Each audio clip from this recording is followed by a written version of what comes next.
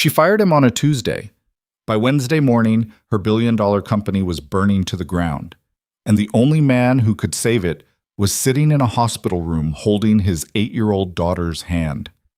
Aurora Sinclair had built her empire on the belief that no single person was irreplaceable. In 36 hours, she would learn exactly how wrong she was.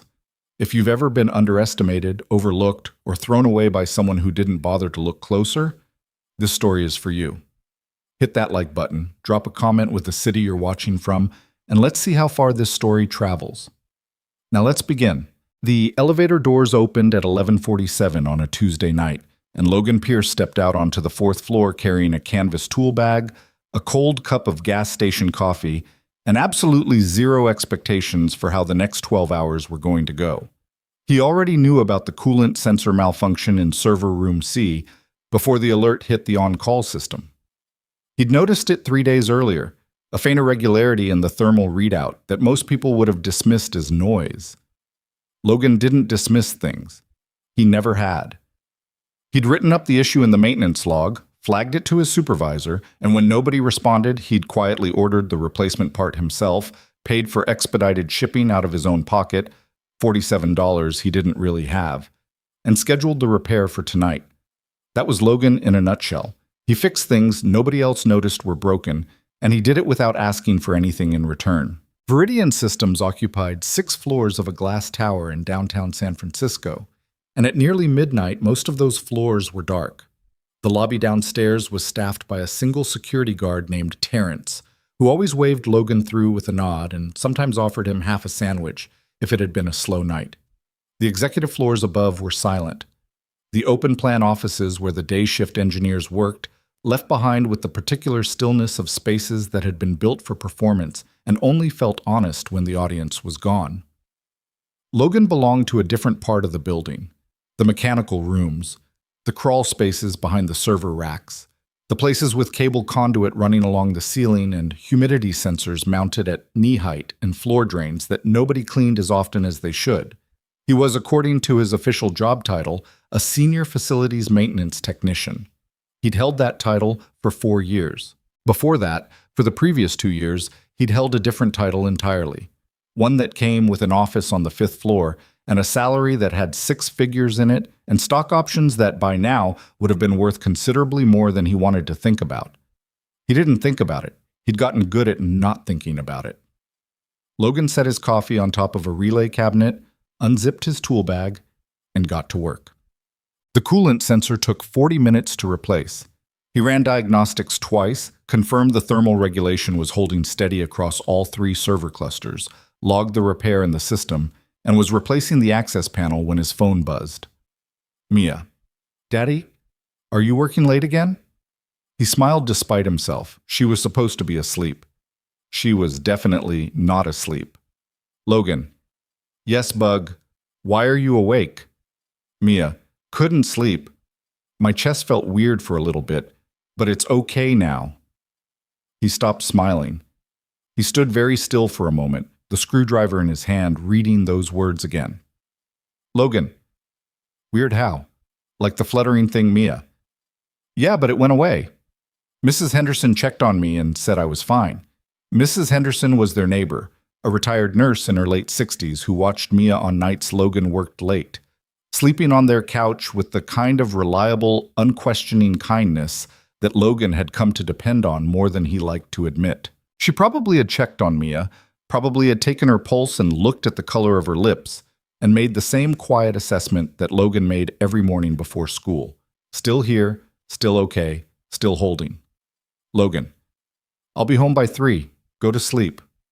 Love you. Mia. Love you more. Don't drink too much of that gross coffee. He looked at the cup on top of the relay cabinet, took a sip. It tasted exactly as bad as she would have predicted. Mia Pierce had been diagnosed with a congenital heart defect when she was 11 months old. She'd had her first surgery at 14 months, her second at 4 years old. She was 8 now, and Dr. Renata Osei at Children's Medical Center had been managing her care for the past 3 years with a combination of medication adjustments, quarterly monitoring appointments, and the particular kind of honesty that Logan had come to appreciate even when it was hard to hear. She's doing well, Dr. Osei had told him at the last visit 2 months ago. But I want to keep watching the arrhythmia data. The episodes are infrequent and they resolve on their own, but I don't love the pattern I'm seeing. What does that mean for the intervention timeline? Logan had asked. It means we watch carefully, and we don't wait too long if the pattern changes.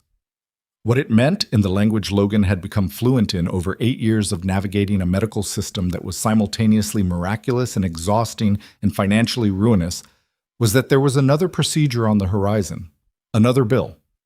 Another terrifying week of watching his daughter hooked up to monitors and trying to read meaning into numbers on screens.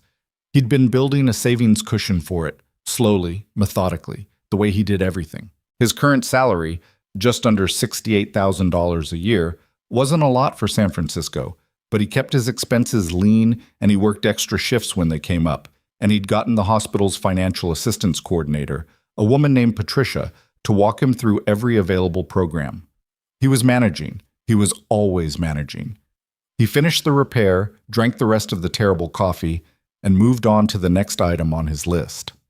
Logan didn't learn about the new ownership until Thursday morning, 2 weeks before the event that would change everything. He was eating breakfast at the small table in their apartment kitchen. Eggs he'd scrambled while Mia sat across from him narrating a dream she'd had about a horse that could also do math, when he saw the notification on his phone. A Google alert he'd set up years ago for Viridian, a leftover habit from when he'd cared more about what happened to the company. Viridian Systems acquisition complete. Aurora Sinclair's Nexum Capital takes controlling stake in AI platform developer. He read the article while Mia described the math horse in great detail. Aurora Sinclair was 32 years old and had built Nexum Capital from a small venture fund into one of the most aggressive technology acquisition firms in the country. The article described her as relentlessly focused, operationally ruthless, and someone who does not confuse sentiment with strategy. There was a photo. A woman in a charcoal blazer standing in front of a whiteboard covered in what looked like org chart boxes, her expression carrying the particular confidence of someone who has never been told they were wrong about something important. Logan put his phone down. "Dad," Mia said, "did you hear the part about the square roots?" "The horse was doing square roots," Logan said. "I heard. It wasn't even showing off. That's what made it interesting." He smiled at her. "Finish your orange juice." The restructuring announcement started the following Monday. Emails from HR with subject lines like organizational efficiency review and role alignment process, and other phrases that meant the same thing they always meant. People were going to lose their jobs, and the people doing the losing had found careful language to make it feel like something other than what it was. Logan read the emails. He noted that the Maintenance and Facilities Division had been flagged for comprehensive operational review. He didn't panic.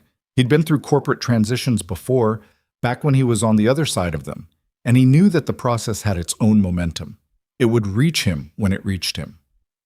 What he did do, quietly and without telling anyone, was make a backup of every repair log he'd filed in the past 4 years. He saved it on an encrypted external drive that he kept in his tool bag, not because he thought anyone would want to look at those records. More because he'd learned a long time ago that the work you do in the background only matters if you can prove it happened. He also spent a week reviewing the launch documentation for the Viridian Atlas platform, which was scheduled to go live in 11 days. He'd seen pieces of Atlas as it developed, had, in fact, repaired 3 pieces of infrastructure that Atlas depended on, including the backup cooling system that the launch team apparently didn't know existed because it had been built into the original architecture and never properly documented. Logan knew about it because he'd built part of the original architecture. He read through the launch checklist that someone had posted in the shared drive, accessible to all employees. He read it carefully, the way he'd once read code, looking not for what was there, but for what wasn't. What wasn't there was the stress test protocol for the emergency recovery layer. What wasn't there was the load balancing sequence for the data partition handoff. What wasn't there was any indication that the launch team knew about the silent redundancy framework that had been quietly preventing system failures for the past 6 years. Logan sat with this for 2 days. He wrote a detailed memo. He sent it to his supervisor, Marcus Webb, who was 2 levels below the new executive team and clearly already nervous about his own position. Marcus replied the next morning, "Thanks for flagging. I'll pass it upward." Logan never heard anything more about it. Well, he was called into the meeting on a Tuesday, not the main conference room, the small one on the fourth floor, the one with the frosted glass walls that everyone called the fishbowl because you could see shapes through it without seeing faces. Logan arrived 2 minutes early because he was always early. He sat down in one of the gray chairs and folded his hands on the table and waited. Aurora Sinclair walked in at exactly the scheduled time, which he noticed. She was in person roughly what she looked like in photographs, put together in a way that took effort, but wasn't supposed to look like it, carrying the particular energy of someone who had back-to-back meetings and had allocated a specific number of minutes to this one. Behind her came two people, a man Logan didn't recognize who had the specific type of haircut that meant he was in HR, and a woman with a tablet who was probably there to take notes or to be a witness or both. Aurora sat down across from Logan. She looked at him the way someone looks at a slide they're about to click past. "Mr. Pierce," she said, "thank you for coming in." "Of course," Logan said. She looked at a document on the table in front of her, a printed summary he could see of his employee record.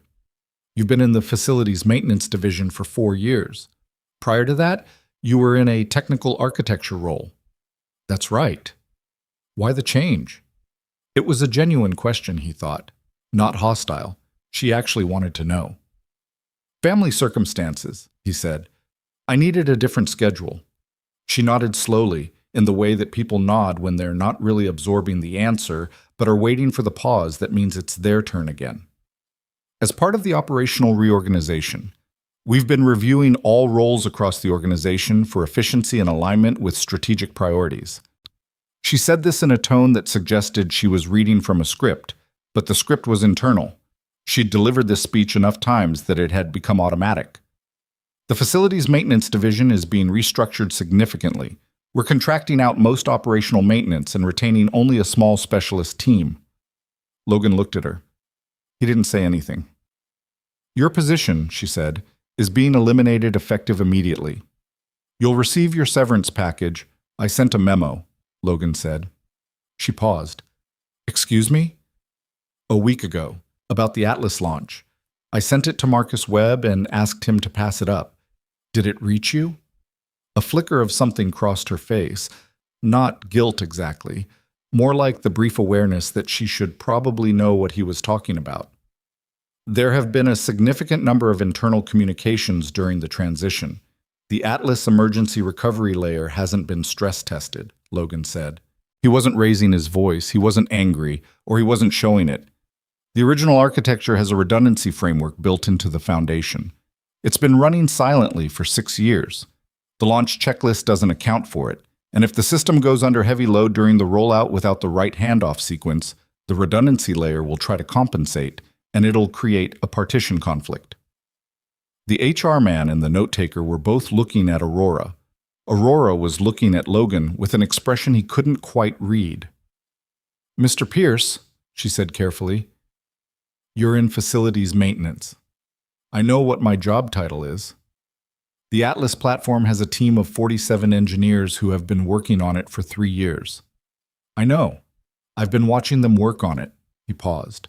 "Some of them are very good, but none of them know about the recovery layer because it wasn't in the documentation they inherited. I know about it because I built part of it." Silence. "That's not," she started. "It's in my original employment record from when I was hired, 2016. If you pull my full file, you'll see my role in the initial architecture work." Aurora looked at the printed summary in front of her. Logan already knew what it showed. It showed 4 years of maintenance reports and shift logs, and the stripped-down job history that HR systems generated when you changed departments, and nobody manually connected the old profile to the new one. It didn't show 2016. It didn't show the work he'd done before he stepped away. She didn't pull a different file. She didn't ask to. "I appreciate you sharing your concerns," she said, and her voice had moved back into the register of formal distance. "They'll be passed along to the Atlas technical team, but the decision regarding your position has been finalized." Logan was quiet for a moment. He looked at the table. Then he looked up at her. "Cancel tomorrow's system launch," he said. "It isn't ready." He said it the way he said most things, without drama, without heat. just as a fact, offered plainly, to someone who might or might not choose to do anything with it. Aurora held his gaze for a moment. Something moved behind her eyes. He couldn't tell what. "Thank you for your service to the company," she said. Logan stood up. He picked up the lanyard with his access badge, 8 years, 2 different roles, 1 building, and placed it on the table in front of her without being asked. "Good luck with the launch," he said. He walked out of the fishbowl, down the hall to the elevator, and out of the building into the gray San Francisco afternoon. He called Mia on the walk to the parking garage. "How was school?" he asked. "We did fractions. I was good at them." "Of course you were." "Dad, are you okay? You sound weird." He thought about that. "I'm fine, Bug," he said. "I'll explain later. How's your chest today?" "Normal? Seriously, what happened?" "Later," he said. "I love you." "Love you more," she said, suspicious but willing to wait. He took a different route home than usual, which wasn't like him. He ended up parked near the water for about 20 minutes, watching the bay. He wasn't much for dramatic gestures or symbolic moments, but he needed somewhere to sit with the feeling before he walked back into the apartment and had to be okay in front of his daughter. The feeling was complicated, not devastated. He'd been devastated before, 7 years ago, in a hospital corridor with white walls and a doctor who couldn't meet his eyes. And this wasn't that. This was smaller and duller than that. Closer to tired, maybe. Tired in a specific way. The exhaustion of a person who has been carrying something heavy for a long time and has just been told that the carrying didn't count.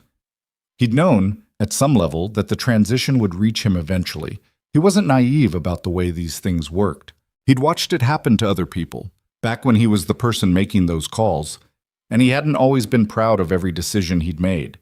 He'd told himself that the ones who were let go would land somewhere. Most of them had. Some hadn't. He thought about the Atlas launch. He thought about the specific sequence of events that he understood would occur. Not guessed, not feared, but understood the way you understand physics. The load would build, the recovery layer would detect stress, the handoff sequence would misfire, the partition conflict would cascade. He had tried to prevent it. He had done what he could. He started the car and drove home. Their apartment was a 2-bedroom unit on the 3rd floor of a building in the outer Sunset, which was the kind of neighborhood that tourists didn't visit and longtime San Franciscans moved to when they stopped trying to keep up with the parts of the city that were performing vitality. It was foggy a lot. The grocery store was an 8-minute walk. The landlord, an older Vietnamese man named Mr. Dinh, had raised their rent twice in 4 years, but had also fixed the heater without being asked, and once brought them a pot of soup when Mia had the flu. Logan liked it.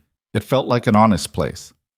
Mia was at the kitchen table doing homework when he came in, Mrs. Henderson in the armchair in the living room watching a nature documentary with the sound low. Logan paid her for the afternoon, added a little extra because he always did, and walked her to the door. Then he made dinner.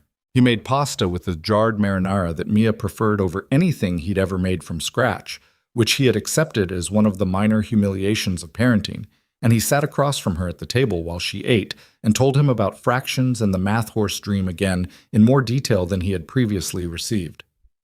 "So," she said, when she'd finished, "are you going to tell me what happened?" She was 8 years old and looked at him with the particular directness of children who have spent too much time around adult worry and have learned to read the specific silences that mean something is wrong. Logan put his fork down. "I lost my job today," he said. Mia absorbed this. She was quiet for a moment. "Because of the new boss lady?" He raised an eyebrow. "How do you know about the new boss?" "You've had that Google alert thing going off for 2 weeks, and you always make the same face when you read it." She twirled pasta around her fork. "Are we going to be okay?" "Yes," he said, and he meant it, because he had savings, and he had skills, and he had a plan, even if the plan needed some revising. "We're going to be fine. Don't worry about that part." "I'm not allowed to worry about things I'm not allowed to worry about," she said, which was something he'd told her approximately 400 times, and which she had turned into something that sounded like a criticism of him. "What are you going to do?" "I'll find something. I know a lot of people in the field." She looked at him for a long moment. "You should have told them who you really are, Dad." Logan looked at his daughter. "Wow, what do you mean?" I mean, she made a gesture with her fork that was vague but somehow communicated everything. You know things. You're the one who fixes everything. You always know what's going to go wrong before it does. And you just... Another gesture. You never tell anybody. He didn't say anything for a moment. I told them, he said finally, today, when it mattered. And they didn't listen. Mia considered this with the solemnity of someone encountering a fact about the world that is disappointing but not surprising. That's really dumb of them, she said. Yeah, Logan said. It kind of is. Dumb. He called Marcus that evening, not because he expected anything, but because Marcus had been decent to him and deserved a direct conversation rather than hearing through the grapevine. Marcus picked up on the third ring, sounding harassed. Logan, hey, I heard. I'm sorry, man. It was... They had a list, you know? It wasn't personal. I know, Logan said. Did my memo get anywhere? A pause. I forwarded it. I don't know if anyone actually... It's been insane up here. The acquisition team has basically been running everything, and the engineering leads are all heads down on the launch prep. I don't think... Marcus stopped. Did it get to the right people? Probably not, honestly. I don't know. Okay. Logan? What was in it, the memo? What were you flagging? Logan told him.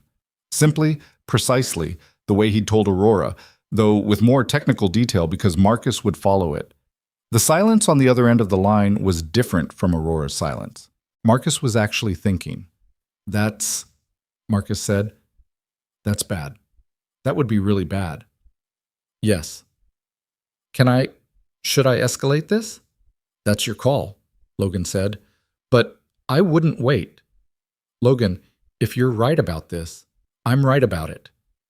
Another silence. I'll try, Marcus said. I don't know if anyone will listen.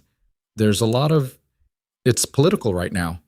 Nobody wants to be the person who delays the launch. I understand, Logan said.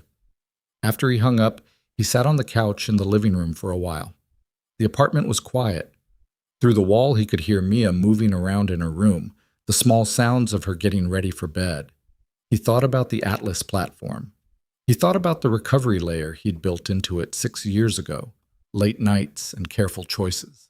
The way he'd designed it to be invisible precisely because invisible systems are the ones that last. You don't notice them when they're working.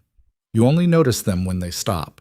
He thought about Aurora Sinclair's face when he'd placed his badge on the table. Then he stopped thinking about it because there was nothing useful left to think and went to say goodnight to his daughter. Mia's room was a project. There was really no other word for it. Every available surface had something on it. Books stacked without apparent system, drawings she'd made and then added to in layers until they were something else entirely. A collection of small rocks she'd been assembling for 2 years, labeled in her own notation, the meaning of which she had explained to him multiple times and which he retained for approximately one conversation before losing the thread. She was in bed with a book when he came in, the lamp on the nightstand casting a warm circle of light. "Will you check the monitor?" she asked. The monitor was a small device on her nightstand that paired with the cardiac sensor she wore, a slim adhesive patch on her side that recorded data continuously and sent it to Dr. Osei's portal. Logan picked it up, checked the readout. Steady rhythm, no episodes flagged since the brief one she'd mentioned the night before. "Looks good," he said. "I know," she said.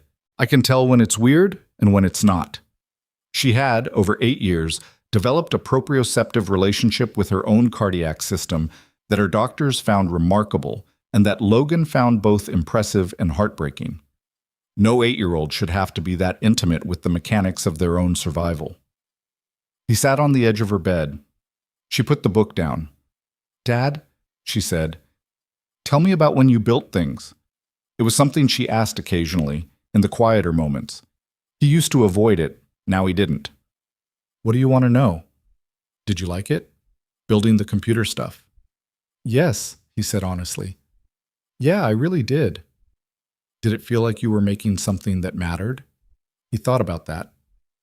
"At the time, it felt like I was building something that would keep working long after I stopped working on it, something that would hold." Mia was quiet.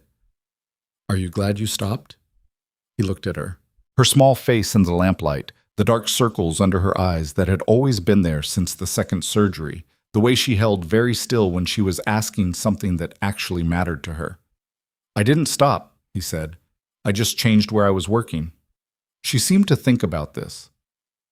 That's kind of a sad answer. Maybe, he said, or maybe it's just honest. She reached out and took his hand, held it briefly with the unself-conscious ease of a child who has always reached for her parent and found them there, and then let go and picked up her book. Good night, Dad. Night, Bug. He turned off the main light on his way out, leaving just the lamp, and pulled her door almost but not quite closed, the way she liked it. In the hallway he stood for a moment. Tomorrow, the Atlas platform was going to launch. He'd said what he could say. He'd tried what he could try. He went to bed. He was still awake at 2 a.m., which wasn't unusual. He lay in the dark and ran through what he knew with the methodical precision of a man who had trained himself not to catastrophize, but who could not stop his mind from modeling outcomes. The Atlas platform at launch would draw roughly 3 times its normal load. The marketing team had spent 8 months building anticipation, and the investor relations team had made promises to partners that the demonstration had to fulfill. 47 engineers had built something technically impressive. Logan didn't doubt that. What they hadn't done, what they couldn't have done because they didn't know it existed, was account for the behavior of the emergency recovery architecture when it encountered load conditions outside its design parameters. Logan had built that architecture in the 3rd year of Viridian's existence, in a period when the company was 6 months from insolvency and the original team was working 18-hour days trying to hold the platform together. He'd built it as a failsafe, a silent guardian system that monitored core functions, detected stress, and rerouted resources before human operators even knew there was a problem. It had worked, quietly and without acknowledgement, for 6 years. The problem was that the Atlas engineers had built their new system on top of the old foundation without knowing the old foundation was alive. When Atlas came under heavy load, the recovery architecture would perceive the load pattern as a stress event and activate. Its rerouting protocol would conflict with Atlas's own load balancing logic. The 2 systems would enter a feedback loop. Logan had calculated with reasonable confidence that this feedback loop would produce visible failures within the first 30 minutes. He lay in the dark and thought about this. He thought about Aurora Sinclair and the way she'd looked at him, not unkindly, but with the particular indifference of someone for whom he was a line item. He thought about Marcus, who would try and probably not succeed. He thought about the 47 engineers who were probably proud of what they'd built and were going to have a very bad day tomorrow. He thought about Mia's appointment on Wednesday, the quarterly check-in with Dr. Osei, the review of the cardiac monitoring data, the conversation he half expected to have about what came next in her treatment. At some point, without meaning to, he fell asleep. In the morning, he made Mia's breakfast and packed her lunch and walked her to school and came home and updated his resume for the first time in 4 years. It needed work. His recent employment history, facilities maintenance, 3rd shift, was accurate but incomplete in ways that were hard to explain without explaining things he didn't particularly want to explain. He wrote careful, honest descriptions of what he'd actually done in those 4 years, and then sat back and read them and thought, this is the work of someone who knows exactly what they're doing and chose to do it in a place where nobody could see them. That was true. That had been the point. His phone showed 6 missed calls from Marcus by 11 o'clock. He looked at them for a moment, then put his phone back in his pocket. He went to pick up Mia from school at 3. She came running out the front door with the kind of kinetic energy that she had on the good days, backpack swinging, and she didn't slow down until she crashed into him at approximately full velocity, which he caught because he was always there to catch it. "Dad," she said, "something's happening at your old job." Kayla's mom was looking at the news on her phone, and she looked really stressed. Logan looked down at his daughter. "Tell me about your day," he said. He was going to get everything he needed to know soon enough. Oh, he found out at 4:17 p.m. when he finally looked at his phone. The first headline he saw read, "Viridian Systems Atlas Launch in Chaos. Platform Failure Triggers Market Freefall." He sat down on the couch. He read, He read for a long time. The details that came through in the first wave of reporting were incomplete and sometimes contradictory. The way news always is in the hours after something breaks. But the shape of it was clear enough. The launch had gone well for approximately 20 minutes. Then systems had begun behaving in ways nobody could immediately explain. Security protocols had failed in sequence. Data had become inaccessible. The feedback loop he had predicted had behaved almost exactly as he'd modeled it would. The stock was down. The investors were on the phone. The engineers were in crisis mode in a building Logan no longer had access to. He put his phone down. Mia came in from her room, looked at his face, and said nothing, which was an unusual choice for her, and which meant she understood something significant was happening. "I have to make a decision," Logan said. She sat down next to him on the couch. She was quiet for a moment. "Is it about whether to help them?" she asked. He looked at her. "Yeah." She thought about this in the particular serious way she thought about things that actually mattered. "Do you want to?" Did he want to? He turned the question over. He didn't want to save Aurora Sinclair's investment. He didn't feel any particular urgency about that. What he felt, when he let himself feel it clearly, was something older and more complicated. The specific ache of a person who built something carefully, something that was supposed to hold, and is watching it come apart from the outside. "It's not really about what I want," he said. Mia leaned against him. "Then what is it about?" He didn't answer right away. The afternoon light was coming through the window at a low angle, catching the dust motes in the air the way it did this time of day. "There are people in that building right now who are very scared," he said finally, "and I know something they don't." Mia was quiet. Then, "That seems like an answer." "Maybe," he said. His phone was buzzing again. He looked at it.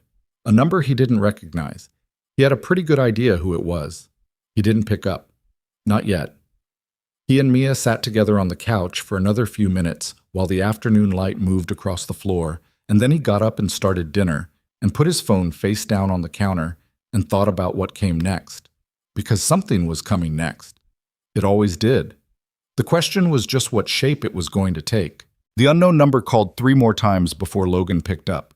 He was standing at the stove, stirring pasta he wasn't really tasting, when the 4th call came in, and he looked at it for a long moment and thought, "Whoever this is, they're not going to stop." He wiped his hand on a dish towel and answered. "Pierce." The voice on the other end was male, tightly wound, the kind of voice that belongs to someone who has been awake for a long time and is running on something other than calm. "This is Derek Holt, Chief Technology Officer, Viridian Systems." Logan knew the name. He didn't know the man personally. Derek had been brought in as part of the executive restructuring 2 months before the acquisition closed, one of Aurora's people. "I know who you are," Logan said. "Then you know why I'm calling." "I have a general idea." A pause that was too short to be comfortable. "We need you in the building, tonight, as soon as you can get here." Logan turned the burner down. In the other room, Mia was doing something at her desk. He could hear the soft scratch of her pencil, the occasional quiet sound she made when she was concentrating. "Your CEO fired me yesterday," Logan said. It wasn't a complaint, just a fact he wanted acknowledged. "I know," Derek said. That's a conversation that needs to happen. But right now we have a platform in active failure, and my entire engineering team cannot figure out why, and one of my senior architects found a file signature in the base layer that traces back to your original employment record." A breath. "You built the foundation this thing is sitting on." "Part of it. The part that's currently trying to eat itself, apparently." His voice cracked slightly on the last word. Not emotional, just a man at the edge of his operational capacity. "Pierce, I'm asking you, whatever the issue is with the transition, whatever happened yesterday, we can sort that out. But I need someone who understands what's happening down there, and right now you're the only candidate." Logan looked at the stove. He thought about what he'd said to Mia on the couch. "There are people in that building right now who are very scared, and I know something they don't." "I have my daughter's medical appointment tomorrow morning," he said. 9 a.m. "I'm not moving that." A beat of silence. "Understood. And I want to talk to Aurora Sinclair directly, not HR. Not a lawyer. Her. Another beat, slightly longer. I'll make that happen. Then I'll be there in 45 minutes, Logan said, and hung up. He finished cooking. He served Mia her pasta with the jarred marinara. He sat across from her and ate and listened to her talk about a book she was reading, and he let her have that. The ordinary evening, the ordinary dinner, because she'd had enough days disrupted by the fragility of things. When she was done, he told her he had to go out for a few hours. He called Mrs. Henderson. He kissed Mia on top of the head while she was doing the dishes, which she did without being asked on the night she sensed he was carrying something. Be careful, she said, which was something she'd started saying recently. He didn't know where she'd picked it up. Always, he said, which was not entirely true, but was true enough for tonight. The building looked different at night under crisis conditions than it did under crisis conditions at midnight on a normal Tuesday. Logan noticed this as he pulled into the parking structure. The lights on 3 floors that were usually dark by 9, the cluster of cars outside the main entrance that didn't belong to overnight staff, the particular quality of activity that isn't productive but is very busy. Terrence was at the security desk.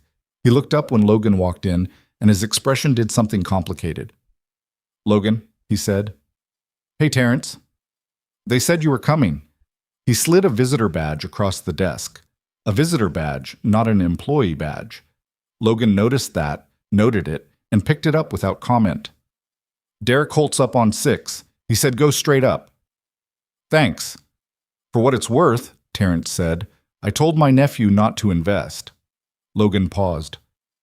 Does your nephew own Viridian stock? He does not, Terrence said, because I told him not to. Logan allowed himself a small smile. Good instincts.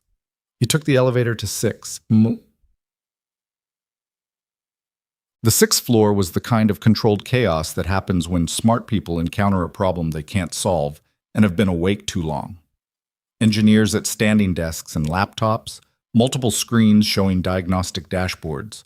The low, constant sound of keyboards and voices kept deliberately flat because raising them would mean admitting how bad things were. Derek Holt was exactly what his voice had promised, a man in his mid-40s who had been formidable earlier in the day and was currently running on the fumes of that formidability. Tall, jacket off, tie loosened to a degree that probably felt radical to him. He crossed the room when he saw Logan and shook his hand with a grip that said, "Please fix this," more clearly than any words would have. "Thank you for coming," he said. "Show me what you've got," Logan said. Derek walked him to the main diagnostic station. A young engineer, couldn't have been more than 26, with the pale skin of someone who hadn't been outside since morning, slid out of the chair to give Logan access without being asked. Logan sat down, pulled the keyboard toward him, and looked at the screens. He looked at them for about 90 seconds. Just looked. The way a doctor looks at an X-ray, reading it rather than scanning it. Then he said, "Where are you seeing the primary failure cascade?" "Partition layer," the young engineer said. He leaned over Logan's shoulder and pointed at a readout. The data handoff between the core clusters started misfiring around 11:43 a.m., Logan said. The engineer stopped. "Yeah, how did you—" 23 minutes after peak launch load, Logan said. "That's when the threshold would have been crossed." He pulled up a system architecture diagram that was 3 layers deep and wrong in one specific way that mattered enormously. He looked at it. "Your recovery system activated at 11:41. "What recovery system?" Derek said. Logan turned in the chair and looked at him directly.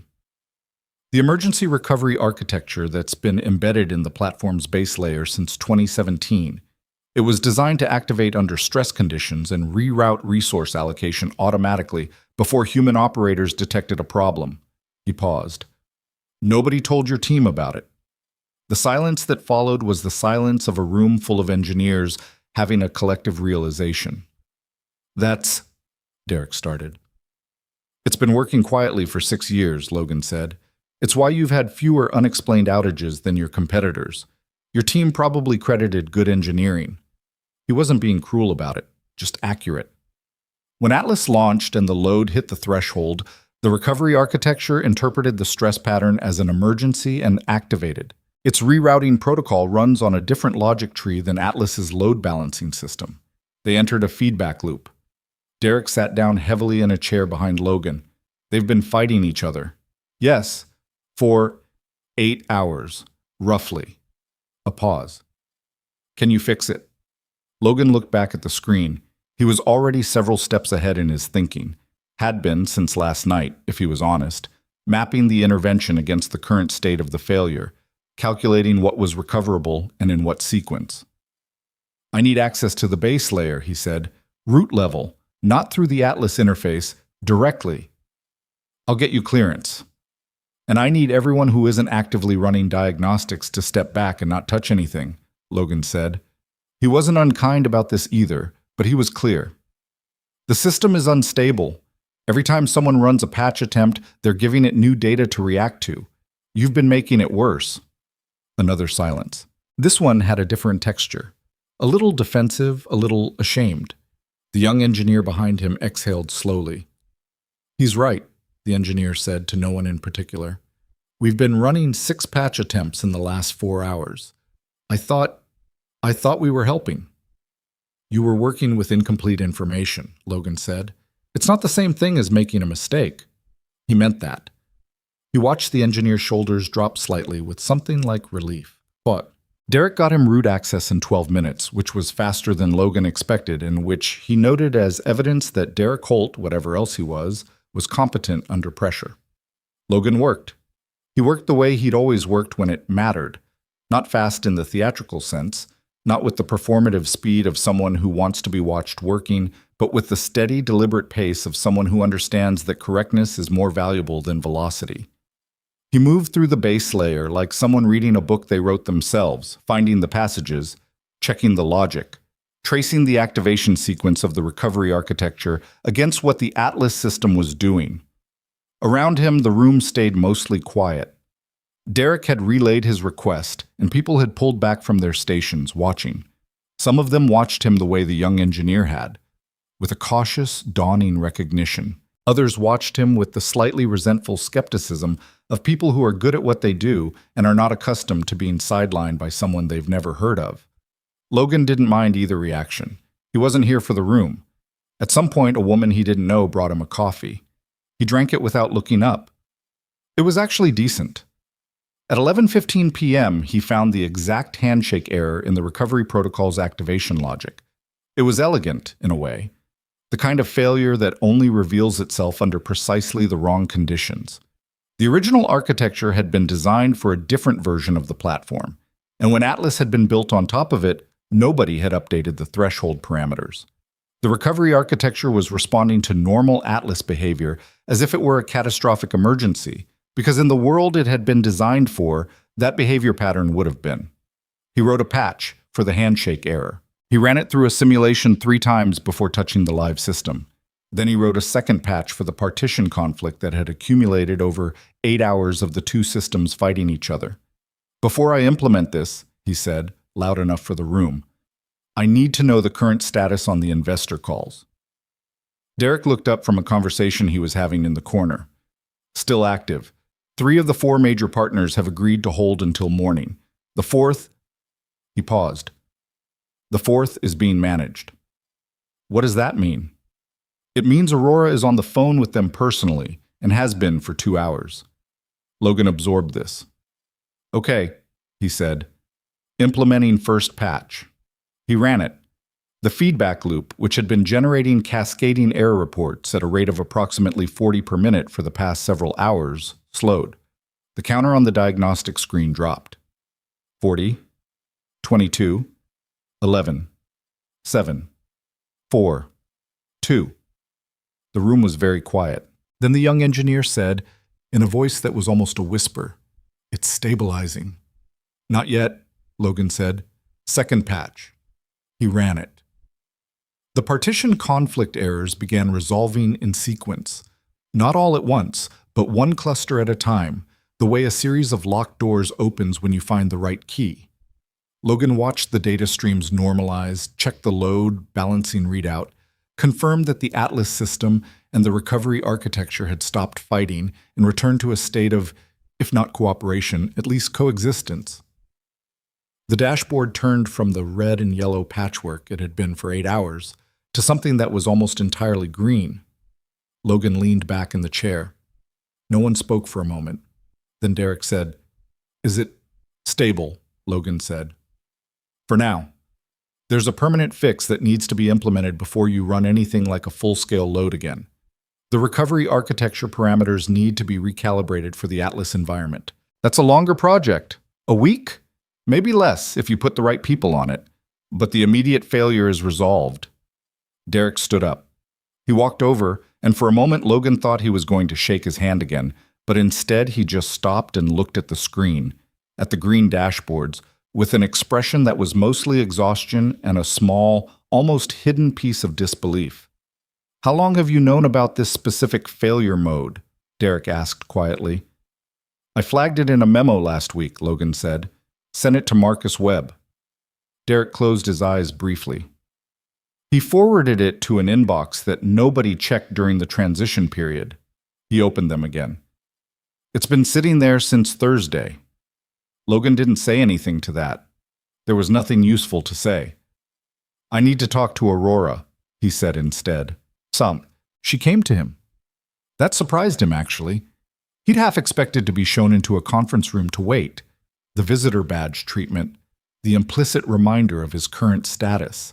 Instead, Derek led him to a small glass-walled office near the elevators and said, "She'll be here in 5 minutes," and left him there. He stood rather than sat. He looked out through the glass at the engineering floor, where people were cautiously returning to their stations, the energy different now, looser, the specific looseness of people who have been holding their breath for hours. He thought about Mia at home. He'd texted Mrs. Henderson at 11. "Should be done in about an hour. She's okay?" The reply had come back immediately. "Sleeping. Whatever you're doing, take your time." He was still thinking about the cardiac monitor readout from this morning, the steadiness of it, the absence of anomalies. When the door opened behind him, Aurora Sinclair did not look the way she'd looked in the fishbowl yesterday. She'd looked controlled then, assembled, deliberate, operating from a position of certainty. She looked now like someone who had been in sustained crisis for 9 hours and had spent the last 2 of those hours personally calling wealthy and unhappy people and talking them off ledges. Her blazer was gone. There was a coffee stain on the cuff of her shirt that she either hadn't noticed or no longer had the bandwidth to care about. Her expression when she came through the door was not hostile, but it wasn't open either. She stopped a few feet inside the room. They looked at each other. "The system is stable," she said. It wasn't quite a question. "For now," Logan said. She nodded. Something moved in her jaw, not quite a wince. "I've been told what happened, the recovery architecture, the memo." She paused. "Marcus's inbox." "Okay." "I owe you an apology," she said. He looked at her. She said it flatly, without performance, which he respected. Some people apologize as if they're delivering a presentation. She said it the way you say something you need to say, and aren't particularly enjoying saying. "I dismissed your warning," she continued, "because I looked at your title and your recent employment history, and I made an assumption about what you could and couldn't know about this system. That was wrong." Another pause. "It was also bad business." "It was," Logan agreed. A flicker of something that wasn't quite amusement. "Most people would be angrier right now." "I'm not most people," he paused, "and I'm tired." She looked at him for a moment, really looked, in a way she hadn't done yesterday, as if she was seeing him for the first time without the filter of the org chart. "Derek said you have a medical appointment tomorrow morning. 9 o'clock. My daughter." "Is she—" Aurora stopped, started again. "Is she okay?" It was, Logan thought, the right question. Not what kind of appointment or a polite deflection. The actual question. "She's managing," he said. "She has a heart condition. Ongoing treatment." Aurora was quiet. Her expression had changed slightly. The professional distance softened around the edges in a way that seemed involuntary, which he thought probably meant it was genuine. "I'll make sure you're out of here with enough time." "I'm already leaving," Logan said. "I've done what needs to be done tonight. The rest is your team's work." "The permanent fix, I'll write up the specifications," he said.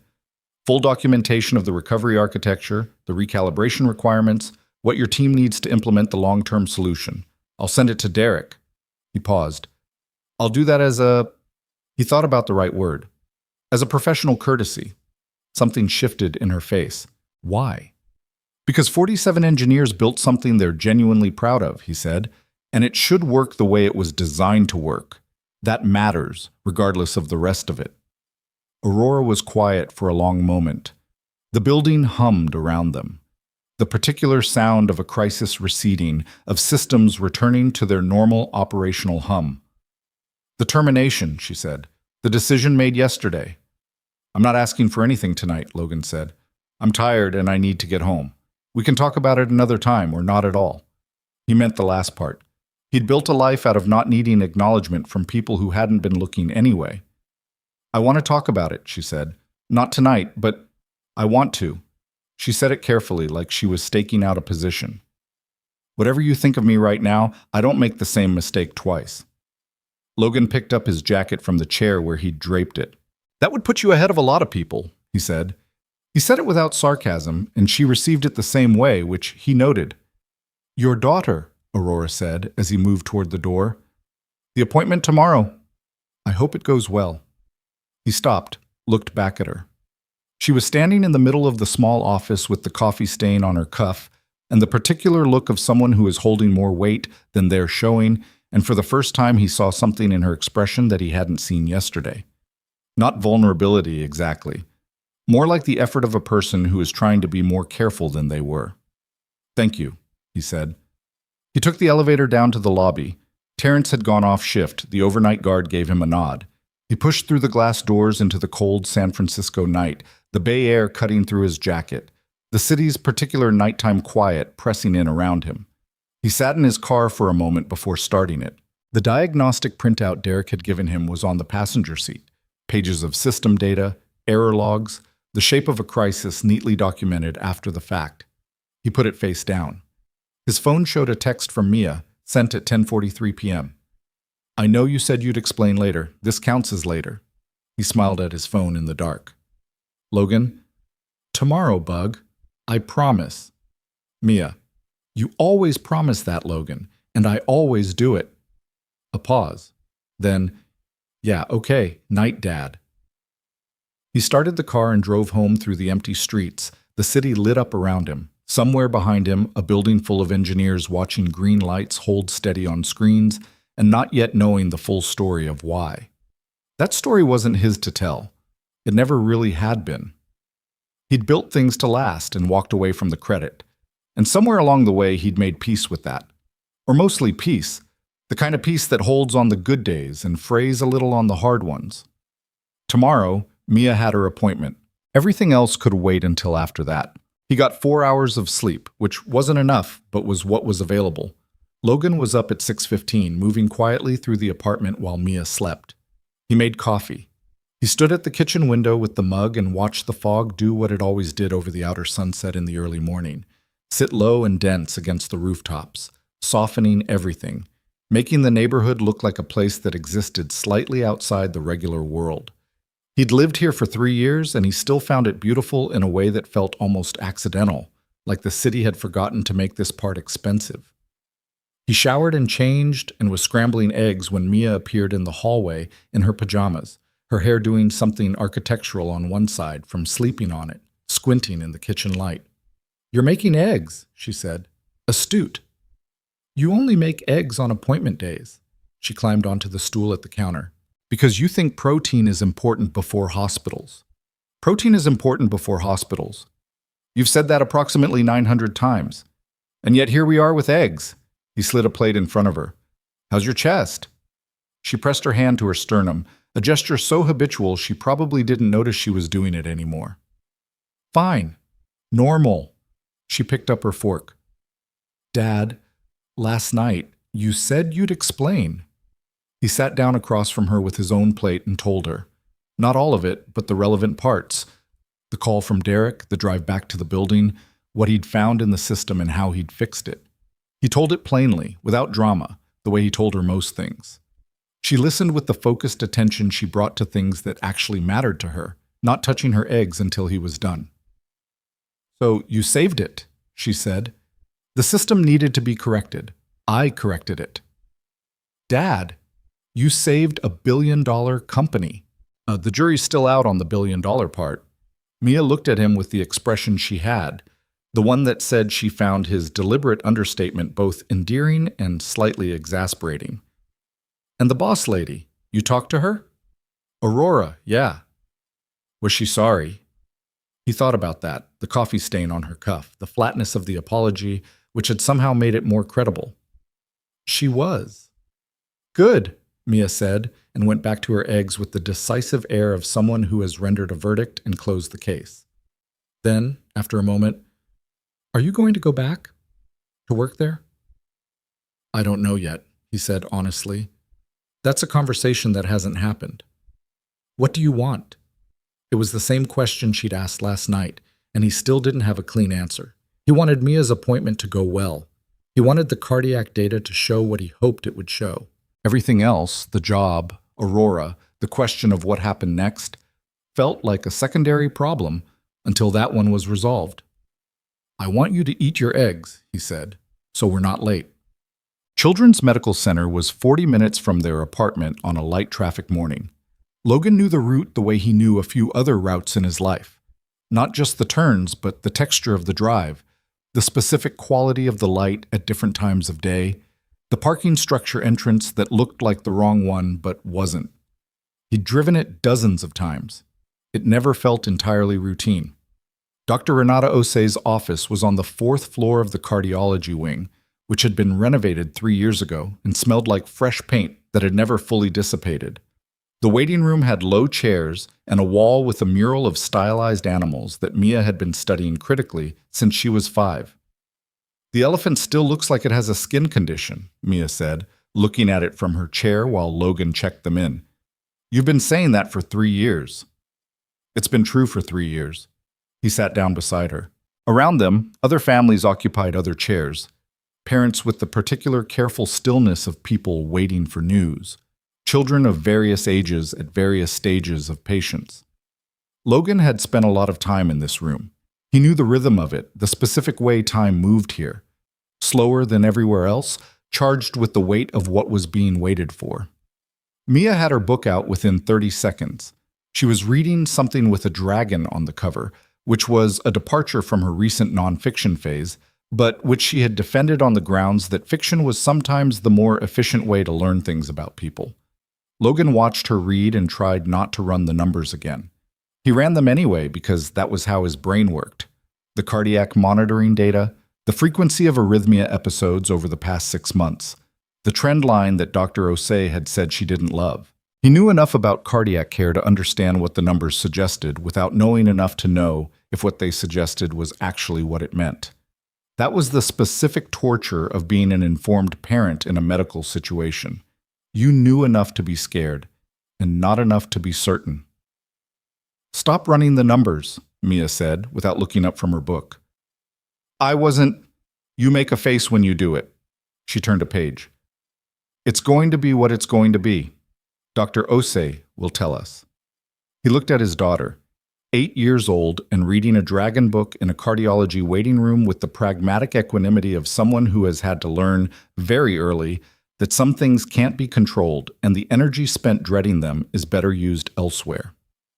He didn't know where she'd learned that, maybe from him, maybe despite him, maybe from the particular education of a life that had required it. When did you get smarter than me? He asked. Probably around age 6, she said, but I was polite about it. Dr. Osei came to get them herself rather than sending a nurse, which was something she did when she had things to discuss. Logan registered this and said nothing. Renata Osei was a small woman in her late 40s with reading glasses pushed up on her head and the kind of steady presence that came from years of delivering information to frighten people and having learned how to do it with precision and without cruelty. She'd been Mia's cardiologist for 3 years, and Logan trusted her in the specific way he trusted competent, honest people, which was to say, deeply and without reservation. She did the examination first. Mia sat on the table with the paper covering that crinkled every time she moved, and Dr. Osei listened and checked and reviewed the data from the monitoring patch, and Mia answered questions about the arrhythmia episode from 2 nights ago with the clinical accuracy she'd developed for describing her own symptoms. It lasted about 2 minutes, Mia said. Then it stopped. I didn't feel dizzy or anything, just the fluttering. Any shortness of breath during it? A little. But it was also late and I was half asleep. Okay. Dr. Osei made a note. Her expression was the particular neutral that Logan had learned to read. Not concerned exactly, but attentive in a way that meant she was building a picture. I'm going to review the full monitoring data from the past 8 weeks, and we'll go through it together. She pulled up the data on a screen mounted to the wall, and Logan sat in the chair beside the examination table and watched her face as she read. Mia sat on the crinkling paper and looked at the ceiling with the patience of someone who had done this many, many times. Dr. Osei talked them through it carefully, the way she always did. Here's what we're seeing, here's what it means, here's what I'm thinking. The arrhythmia episodes had increased slightly in frequency over the past 8 weeks. Most were brief and self-resolving. The pattern was what she'd been watching. I want to be straightforward with you both, she said, which was how she started the harder conversations, and Logan felt Mia go still beside him. The data is telling me that we're getting closer to a decision point about the ablation procedure we've discussed. Logan kept his voice steady. How close? Not today. Not this month, probably, but I'd like to schedule a comprehensive electrophysiology study in the next 6 to 8 weeks to get a clearer picture of what we're working with. That study will help me tell you more precisely when and whether we proceed. She looked at Mia directly. This isn't an emergency. I want to be clear about that. Your heart is working, we're being careful, and we're staying ahead of things. Mia nodded slowly. Okay, she said. Her voice was steady, which Logan knew did not mean she was unmoved. It meant she was 8 years old and had learned to hold hard news with both hands rather than dropping it. Can I ask something? Mia said. Of course, Dr. Osei said. If it needs to happen, the procedure, what does the recovery look like? Dr. Osei told her. Clearly, honestly, without softening it into something falsely easy or inflating it into something falsely terrifying. 3 to 5 days inpatient, several weeks of reduced activity, follow-up monitoring. A very high success rate for the specific type of arrhythmia pathway they were looking at. So I could probably still go on the school camping trip, Mia said, if we time it right. Dr. Osei's expression shifted briefly into something warm. When's the trip? March. Yes, timing-wise, that's very workable. Mia looked at Logan. See, she said, we plan around it. He reached over and took her hand and held it for a moment. She let him, which she didn't always do in public spaces because she was 8 and had opinions about dignity. They were in the parking structure.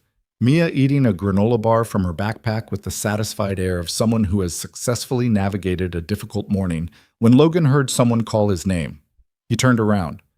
Aurora Sinclair was standing 12 feet away next to a black car with a driver who was maintaining the professional invisibility that comes with that particular job. She was in different clothes than last night, still composed, still carrying that assembled quality.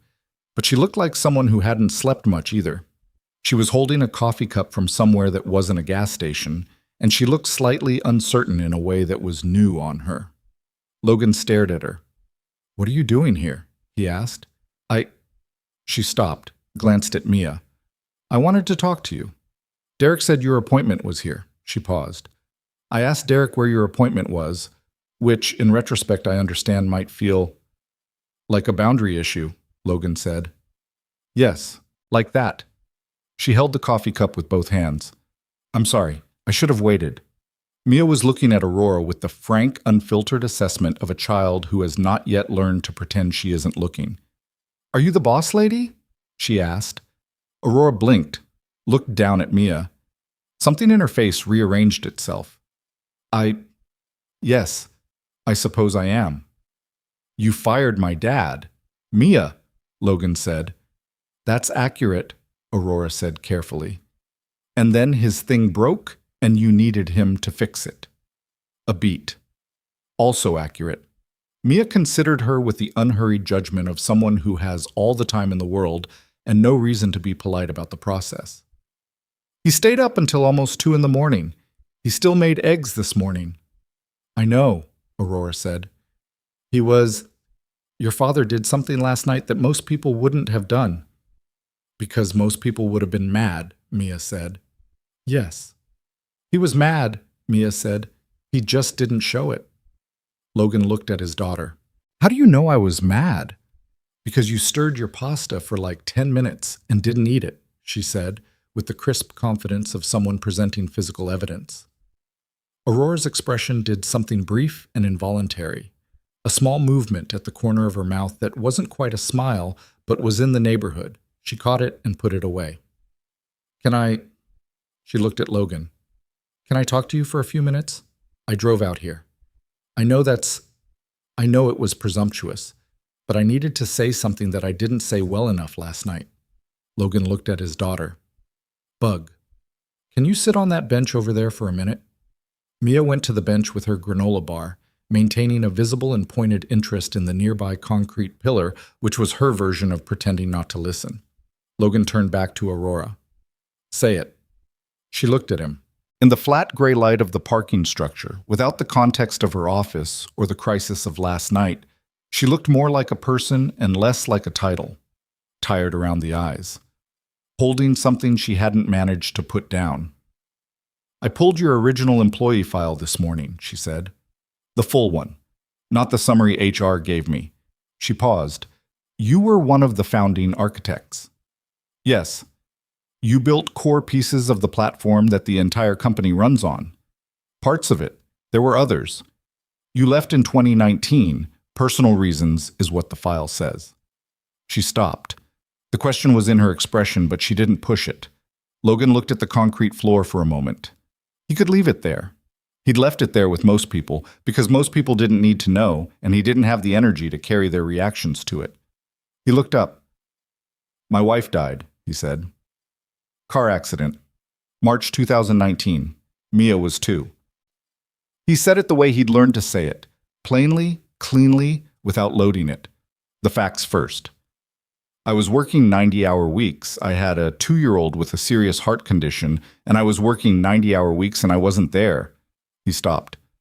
I wasn't there enough, so I changed what I was doing. Aurora was very still. I stepped back from the architecture role, he continued, negotiated a facilities position because it was nights and weekends, and I could arrange my schedule around Mia's appointments. And he paused. I kept an eye on the platform, informally, because I'd built parts of it and I knew what it needed and I couldn't fully walk away from it even when I wanted to. The repairs, Aurora said. Her voice was quieter now. The maintenance logs. Derek was going through them this morning.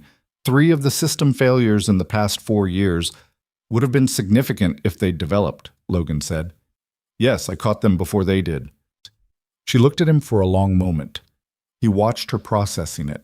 Not just the information, but the implications of it, what it meant about the way she'd read the situation when she'd walked into that fishbowl on Tuesday with her printed summary and her organizational efficiency framework and her certainty that she understood what she was looking at. I made a very expensive mistake, she said finally. You made a decision based on incomplete information, Logan said. That's not the same thing. I had the information. I had access to it. I didn't look closely enough. He held her gaze. No, you didn't. He said it without cruelty. She took it without deflecting. There were 47 engineers in that building, she said, and none of them could do what you did last night. She stopped. And you've been doing it for 4 years without asking for anything, without anyone knowing. I wasn't doing it for recognition. I understand that, she said. That's what I'm trying to... She stopped. Started again. What kind of person does that? It was a genuine question, Logan thought, not rhetorical. She actually wanted to know. He thought about how to answer it honestly. The kind who built something and couldn't stop caring whether it held. Aurora looked at him for a long moment.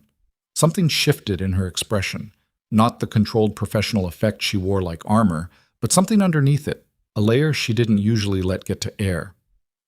My father built a company, she said suddenly.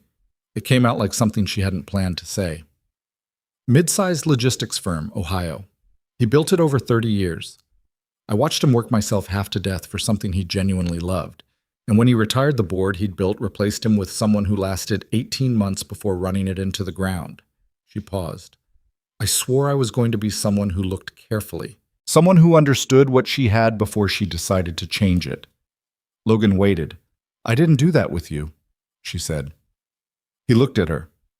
This was more than he'd expected from this conversation, more than he'd expected from her specifically. He adjusted his read of her, the way you adjust when you get new data. What happened to your father's company? He asked. It survived, different than it was. A pause. He doesn't talk about it much. I'm sorry, Logan said, and meant it. She shook her head slightly, not dismissing the condolence, but moving past it. The position that was terminated, she said. I want to offer you something different, something that actually reflects what you've been doing. You said we'd have that conversation later. I know, but I drove to a hospital parking structure to have it, so I think we've already established that I'm bad at waiting. Logan almost smiled. We're not doing this here, he said. Not now. Mia's appointment was... He looked over at his daughter on the bench, who was studying the concrete pillar with concentrated innocence. It was a hard morning. I need to take her home. Of course, Aurora said immediately. No argument, no negotiation. He noted that. But... He stopped. Tomorrow. Somewhere that isn't a parking structure. Name it. There's a coffee shop on Irving Street, he said. Mia calls it the foggy one because you can't always see through the windows. Something moved in Aurora's expression. Okay, she said. What time? 10. She nodded. She looked like she wanted to say something else and was deciding against it, which he found unexpectedly something like refreshing. A person who knew when to stop. How did her appointment go? She asked. If that's not manageable, Logan said. Complicated, but manageable. Aurora nodded. She glanced over at Mia on the bench. Mia, who had given up the pretense of looking at the pillar and was now looking directly at them with unself-conscious attention, granola bar halfway to her mouth. She's not much like you, Aurora said quietly. She's better than me, Logan said. She always has been.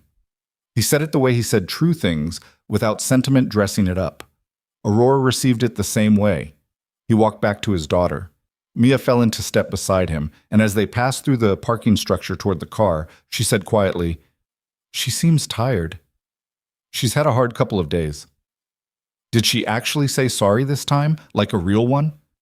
Logan thought about the conversation, the file she'd pulled, the Ohio story she hadn't planned on telling, the coffee cup held in both hands like something she was trying to keep from spilling.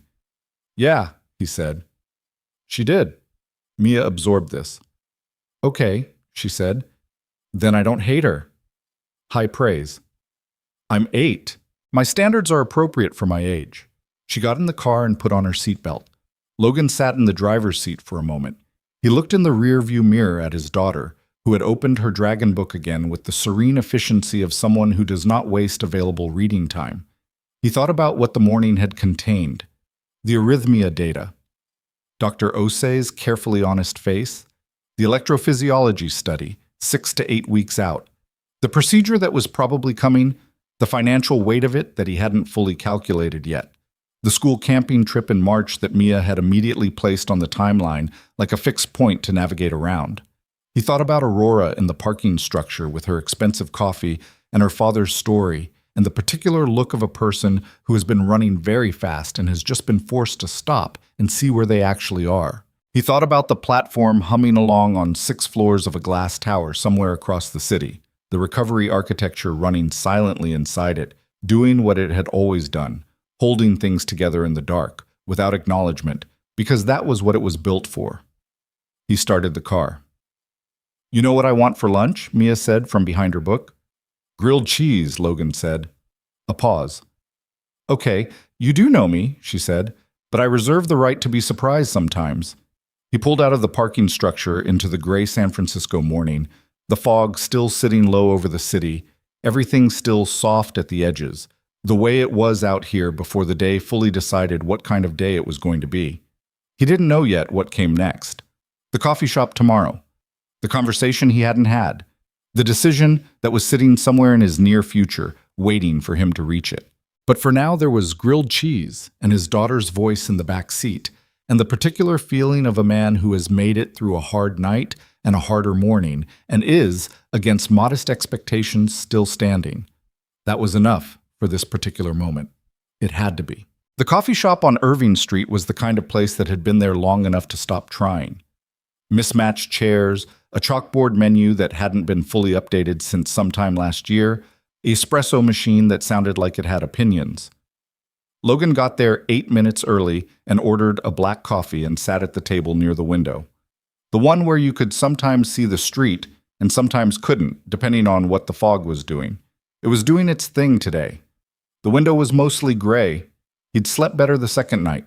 Not well, but better.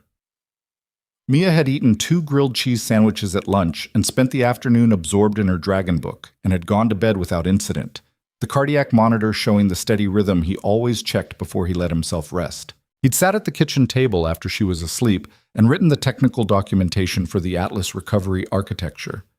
12 pages, precise and complete. The kind of document he wished had existed 6 years ago. He'd sent it to Derek at 11 p.m. Derek had responded at 11:14 with 3 words. This is extraordinary. Logan had gone to bed. Aurora came in at 10:02, which was close enough to on time that he didn't register it as a statement. She was in a gray coat carrying a leather bag that looked like it worked for a living, and she looked around the coffee shop with a brief expression that told him this was not her usual kind of place, and she was deciding whether that was a problem. Apparently she decided it wasn't because she ordered something at the counter without complaint and came to his table and sat down. You weren't kidding about the windows, she said. I never kid about windows. She put her cup down. For a moment neither of them said anything, and it was the kind of silence that isn't uncomfortable but is honest. 2 people who don't know each other well enough for small talk and are both aware enough not to pretend otherwise. Derek called me at midnight, she said. He'd read the documentation you sent. I heard. His exact words were, Aurora, we had a ghost living in our walls and he just handed us the blueprints. She paused. I thought you should know he said that. He's not wrong, Logan said. Aurora looked at her cup. The board had an emergency call yesterday afternoon. I spent 3 hours explaining the failure, the recovery, and the fact that the recovery was performed by a man I'd terminated 48 hours earlier. She said it flatly, without self-pity. It was not a comfortable conversation. I imagine not. The stock has partially recovered. The 3 investor partners who were threatening to pull funding have agreed to hold pending a stability review. She looked up. The 4th one, the one I was on the phone with for 2 hours Tuesday night, he actually called me yesterday morning to say the way the company handled the crisis response was, quote, unexpectedly mature. A pause. He was specifically referring to the fact that we called in outside expertise quickly, rather than letting internal teams fail in public for another 12 hours. Logan drank his coffee. That's a generous reading of what happened. It's the reading I'm working with, she said, and there was a dryness in it that he hadn't heard from her before, closer to the actual person than the professional performance. Logan, I want to make you an offer, a real one, not a phone call at midnight with the building on fire. Okay. She reached into her bag and produced a single sheet of paper, which she placed on the table and turned to face him. He looked at it, a job title at the top, Chief Infrastructure Architect, and below it, a compensation structure that was, by any reasonable measure, a significant number. He looked at it for a moment, then he looked at her. I don't want this, he said. She hadn't expected that. It moved through her expression in a small wave. Not offense, but recalibration. Tell me what's wrong with it. The title's fine. The money is... He paused. It's a lot of money. You've earned it, several times over, apparently. I'm not arguing about whether I've earned it. He put the paper down. The schedule it implies, the hours, the expectation of what that role requires. He looked at her directly. Mia has a procedure coming up. Probably within a few months. We'll know more after the study in 6 weeks. The recovery is 3 to 5 days inpatient and then several weeks of limited activity. I need to be available for that, before and after and during, without it being a negotiation. Aurora was listening. Really listening. Not the kind of listening that's waiting for the pause to respond, but the kind that means you're actually adjusting your position based on what you're hearing. I also need to be able to leave at 3 o'clock on Tuesdays, he continued, because that's when her school lets out, and I walk her home on Tuesdays because she likes that, and I'm not giving it up for a job title. He stopped. I'm not flexible on those things. I've been flexible on a lot of things for a lot of years, and those are the things I'm not flexible on. The coffee shop hummed around them. Someone at the counter was asking about oat milk. The espresso machine expressed its feelings loudly. Okay, Aurora said. He looked at her. Okay, which part? Okay, all of it. She said it without hesitation and without the particular quality of someone making a concession, more like someone who has already thought this through. I want the work you do. The version of it where you're actually operating at the level you're capable of, not spending nights in crawl spaces because nobody bothered to understand what they actually had. She paused. The schedule is not the issue. I run a company. I can build a schedule. It's not just a schedule question, Logan said. It's a cultural one. The expectation in those senior roles, I know what the expectation has been, she said. I'm telling you, I'm willing to change it. For everyone? Or just for me? She stopped. It was a real question and she knew it. He could tell by the way she went still for a moment, actually sitting with it rather than deflecting. That's a fair question, she said, because if it's just for me, it creates a different problem. And if it's for everyone, that's a larger conversation about how your organization operates.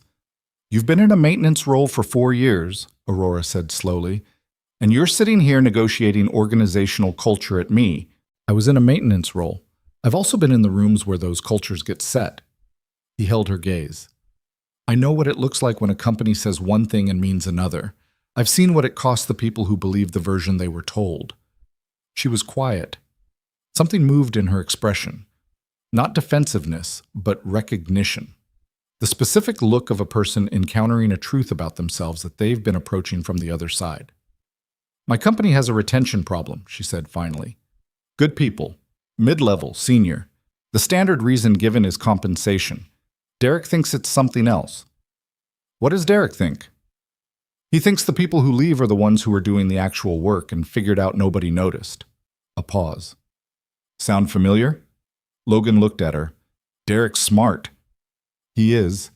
She turned her coffee cup in her hands, the same gesture he'd noticed in the parking structure, that two-handed hold, something she did when she was thinking through something she didn't have a clean answer to yet. If I asked you to help me fix that, not just the architecture problem but the structural one, would that be something you'd want to do? He didn't answer immediately. He looked out at the fogged window, at the gray shapelessness of the street beyond it. Tell me about what happened to the Atlas engineers, he said. The ones who didn't know about the recovery architecture. They're still there. All of them. How are they doing? A pause. The young one, the one who was at the diagnostic station when you came in Tuesday night, James. He sent Derek a 6-page analysis yesterday of what he should have found and why he missed it. Unsolicited. Derek sent it to me. She paused again. He's 25. He blamed himself for not digging deeper into the base layer documentation. He didn't have the documentation, Logan said. I did. That's not his failure. I know. Derek told him that. Did he believe it? Not yet. She looked at him. He will, eventually. Logan thought about James, someone he'd exchanged maybe 30 words with, in a room full of panic, who had moved out of a chair without being asked, and had said, we've been making it worse with the specific courage of someone willing to name their own contribution to a problem. He'd thought in that moment that the kid was going to be good at this if someone let him. One of the things the role would involve, Logan said slowly, is working with people like him. Not just the architecture, the knowledge transfer, making sure the understanding is distributed. Yes, Aurora said. That's exactly what I mean. He looked at her. She looked back at him. Outside, a car moved through the gray and disappeared. What I want, Logan said, is a flexible schedule with hard limits around Mia's medical needs. In writing, not as a verbal agreement. I want the role scoped properly. Not just a title above the work I've already been doing, but a position with actual authority to make decisions about the platform's foundation. He paused. And I want a conversation about the retention problem, not a committee, a real conversation with Derek and whoever else is actually willing to change something. All of that is reasonable, Aurora said. I'm not done. She waited. The Atlas launch was pushed past readiness because someone was managing optics, he said. Investor timeline, media cycle, the announcement architecture. I understand why those pressures exist. I'm not naive about it. He paused. But if I'm in a role where my job is to protect the integrity of the platform, I need to know that a warning from me won't get routed to an unchecked inbox during a transition period. It landed where he meant it to land. Aurora didn't flinch from it. That's a systems failure and a cultural one, she said. And you're right that it can't just be a policy. It has to be a practice. She paused. Can I be honest about something? I'd prefer it. When you walked into that fishbowl on Tuesday, I had already made the decision. I wasn't there to evaluate you. I was there to deliver it. She said it without softening it. I had 40 minutes between meetings, and your termination was item 3 on the agenda. I read a summary. I didn't read a file. She stopped. That's not an excuse. It's what happened. And I want to say it out loud so we both know I understand what the mistake actually was. Logan sat with that. I've been carrying the other side of it too, he said. I built something significant and then spent 4 years making myself invisible. That was my choice, for my reasons. But it meant nobody could see what they had. He paused. I could have handled that differently. Why didn't you? He thought about the honest answer. Because being seen was complicated. After Sarah died, he said his wife's name straightforwardly, the way he'd learned to. Being important to a company felt like it was in the wrong direction. I wanted to be important to Mia. He paused. I overcorrected. You kept the platform alive for 4 years, Aurora said quietly. From a crawl space, he said, and there was a rueful quality in it. Not bitter, but honest about the absurdity of it. Something moved in her expression again. That almost smile, closer to the surface this time. So, she said, Chief Infrastructure Architect, modified scope, hard schedule limits in writing, retention conversation with Derek, and a direct line that doesn't go to an unchecked inbox. And one more thing, Logan said. She waited. There are families in this city, he said, who are doing what I'm doing. Parents managing a kid's serious medical situation on a working-class salary, navigating a system that was designed for people with more resources and more time than they have. I've spent 6 years learning every financial assistance program and every administrative workaround and every way to make the math work when it shouldn't. He paused. I want to do something with that. Not personally, structurally, a foundation. Something that helps families access cardiac care for kids without the administrative nightmare. Aurora was still, very still. You want me to fund a children's cardiac foundation. I want to build one and I want it properly funded, yes. As part of your compensation package. As a separate thing from my compensation package. This isn't a benefit for me. It's a benefit for kids who don't have what Mia has. Which isn't much, but it's more than some families have. She looked at him for a long time. The fog pressed against the window. The espresso machine had quieted down, and the coffee shop had settled into its mid-morning rhythm. My CFO is going to have questions, she said. Your CFO can call me. The almost smile became an actual one. Brief, slightly reluctant, but real. You're not what I expected, she said. What did you expect? I don't know. Someone angrier, probably. Someone who wanted to make me feel worse about Tuesday. Making you feel worse about Tuesday doesn't fix anything. No, she said. It doesn't. She picked up the offer sheet, folded it, and put it back in her bag. I'll have a revised offer drafted by end of day, with the schedule terms in writing. And the foundation. And the foundation. She paused. I'll fund it personally, not through the company. I want it to be... She stopped, as if she was deciding how much to say. My mother had a heart condition. She managed it, she's fine, but I watched her navigate... She stopped again. I watched my parents navigate the financial side of it when I was 12. I know what that looks like from the child's perspective. Logan looked at her. There it was. The place where Aurora Sinclair's particular drive had come from, the precise nature of the wound that had shaped the person. He recognized the pattern because he'd spent 8 years learning the shape of his own. "Then you know it matters," he said. "I know it matters," she said quietly. They sat for a moment with that between them. Two people who had come into this conversation as adversaries, or something close to it, and were leaving it as something that didn't quite have a clean name yet. Logan's phone buzzed. He looked at it. A text from Mia. "Did you order food, or are you just having coffee again?" He showed it to Aurora without thinking, which was the kind of thing you only do with someone when you've stopped performing in front of them. She read it, and that brief, real smile came back. "She's monitoring you," Aurora said. "She's been monitoring me for 8 years, Logan said. "I've accepted it." He typed back, "Just coffee." The reply came in 4 seconds. Classic dad energy. He put his phone in his pocket, looked at Aurora across the small table in the soft gray light of a coffee shop where the windows went foggy by mid-morning and the chairs didn't match and nobody was watching or performing for anyone. "I'll look at the revised offer," he said. "That's all I'm asking." He stood, and she stood. And there was a brief moment of the particular social uncertainty that happens when two people have covered significant ground in a short time and aren't sure what the appropriate physical punctuation is.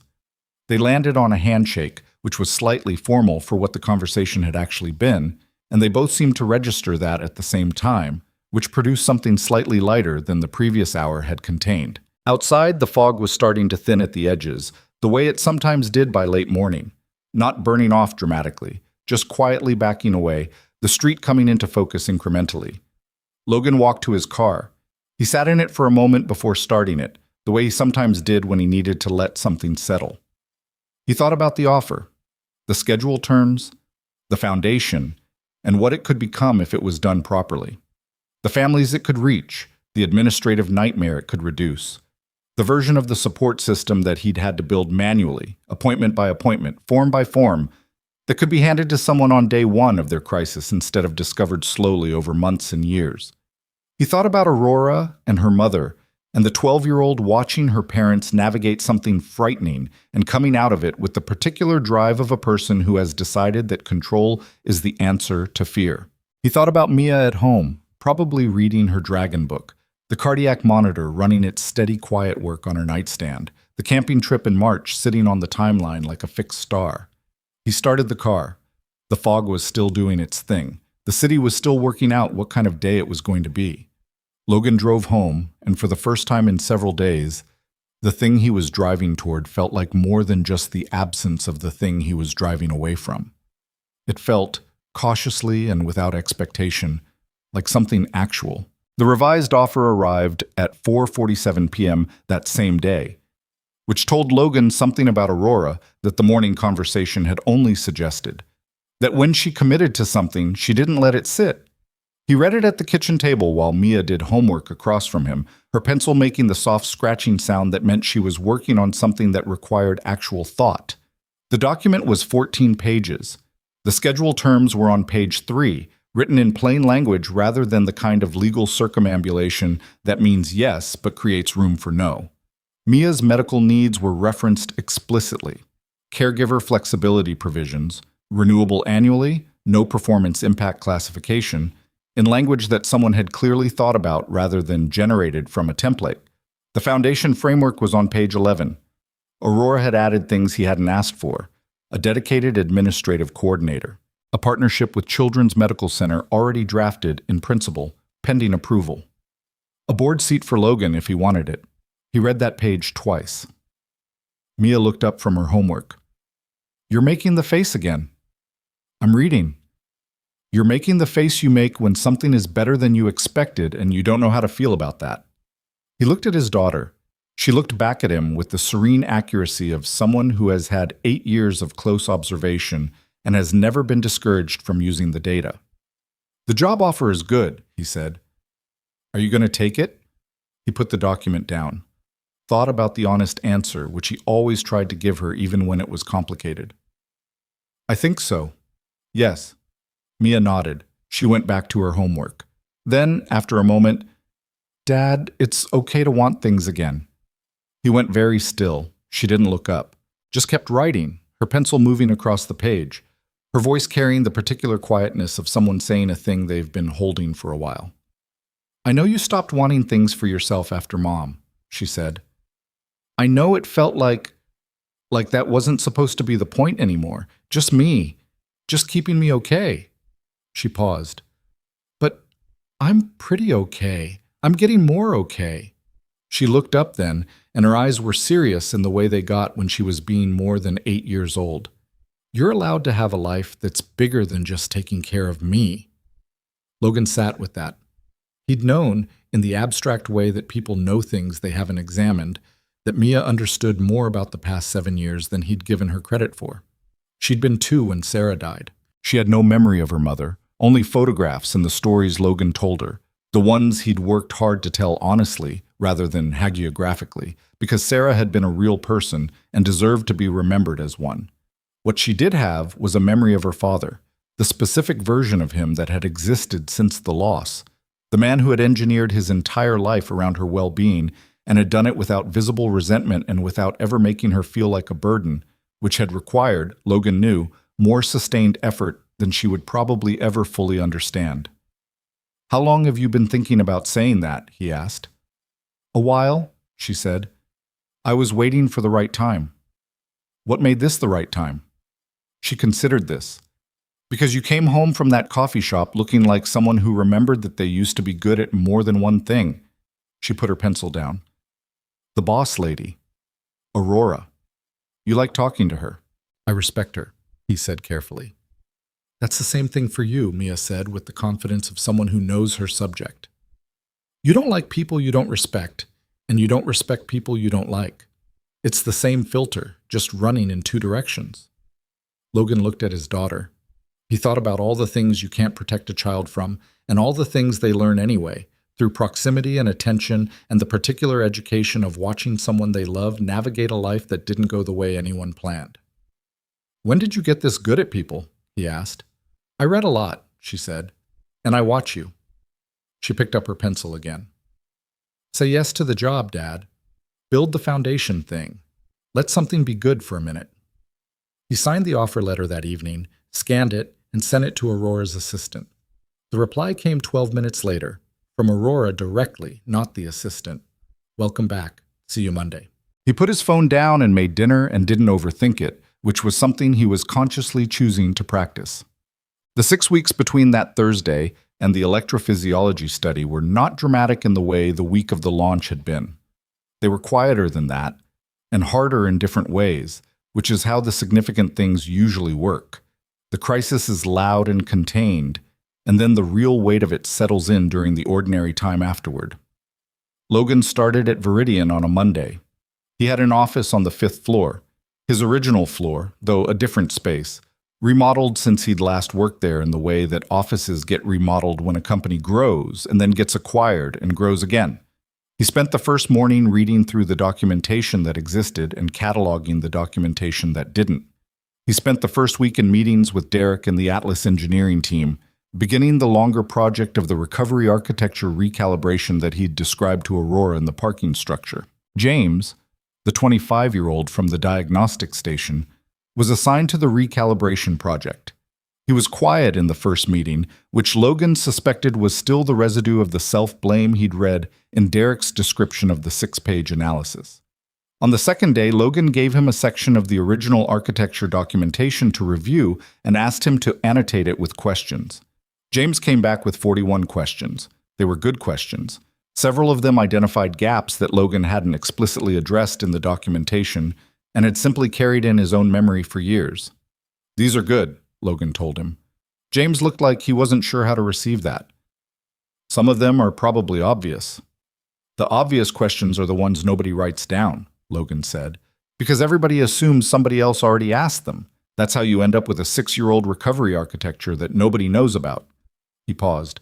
"Write down the obvious questions. Always." James wrote that down, which Logan found both funny and quietly encouraging. The retention conversation happened in the 3rd week.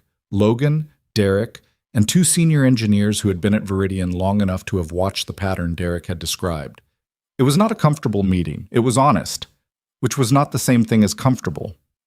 The engineers said things that needed to be said, and Derek listened without deflecting, and Logan mostly asked questions rather than offering answers because he'd come to believe, over a long career in rooms like this one, that the people who are closest to a problem usually already know what's wrong with it. They just need to be in a room where saying it out loud is safe. Aurora sat in on the last 30 minutes, which Logan hadn't expected. She didn't say much. She listened with the particular quality he'd come to recognize in her. The real listening, the kind that changes the listener's position. At the end, she said, "I want a proposal from this group in 2 weeks. Not a report. A proposal. Specific things we're going to change and how we're going to know if they're working." The engineers looked at each other with the specific expression of people who have suggested changes before and watched them disappear into processes that produce nothing. Logan recognized that expression. "I'll co-sign it," he said. "The proposal." The engineers looked at him. Something shifted. "Okay," the older one, a woman named Priya who had been at Viridian for 7 years and had twice turned down external offers for reasons she'd described as unfinished business, said slowly. "Okay, 2 weeks." It wasn't a revolution. It was a beginning, which Logan had learned to distinguish from the former, because revolutions are loud and beginnings are quiet, and the quiet ones tend to last. The electrophysiology study happened on a Tuesday in late October.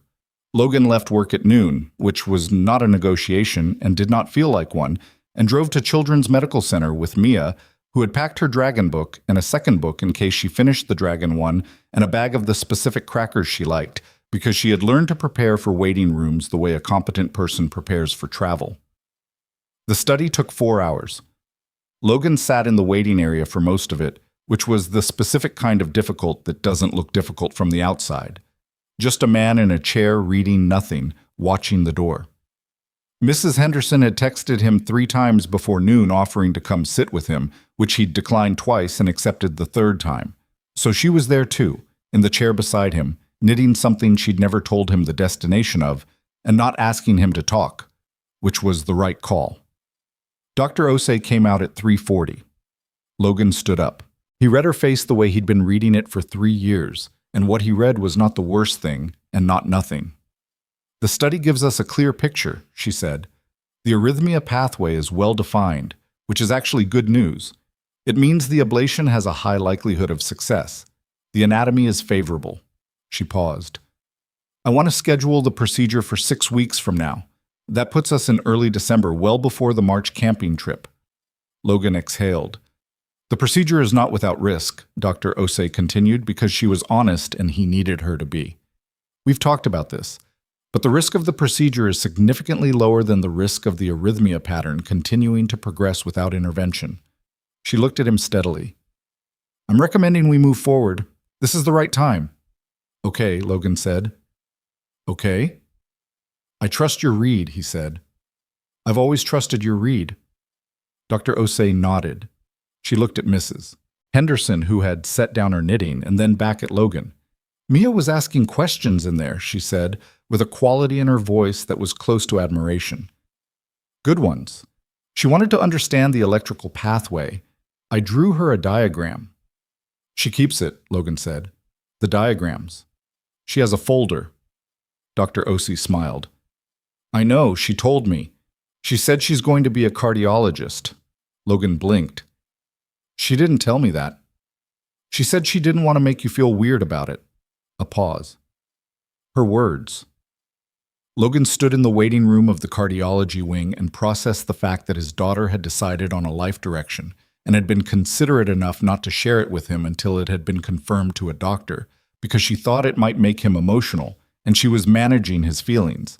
He didn't know whether to laugh or to sit back down. He settled for taking a very slow breath and getting it together, because Mia was going to come through that door in a few minutes, and he was not going to be undone in a waiting room. She came through at 3:52, the dragon book under her arm, and she looked at his face and said, "I know Dr. Osei told you the cardiologist thing." "She did."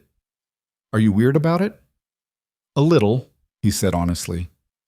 "In a good way." Mia considered this.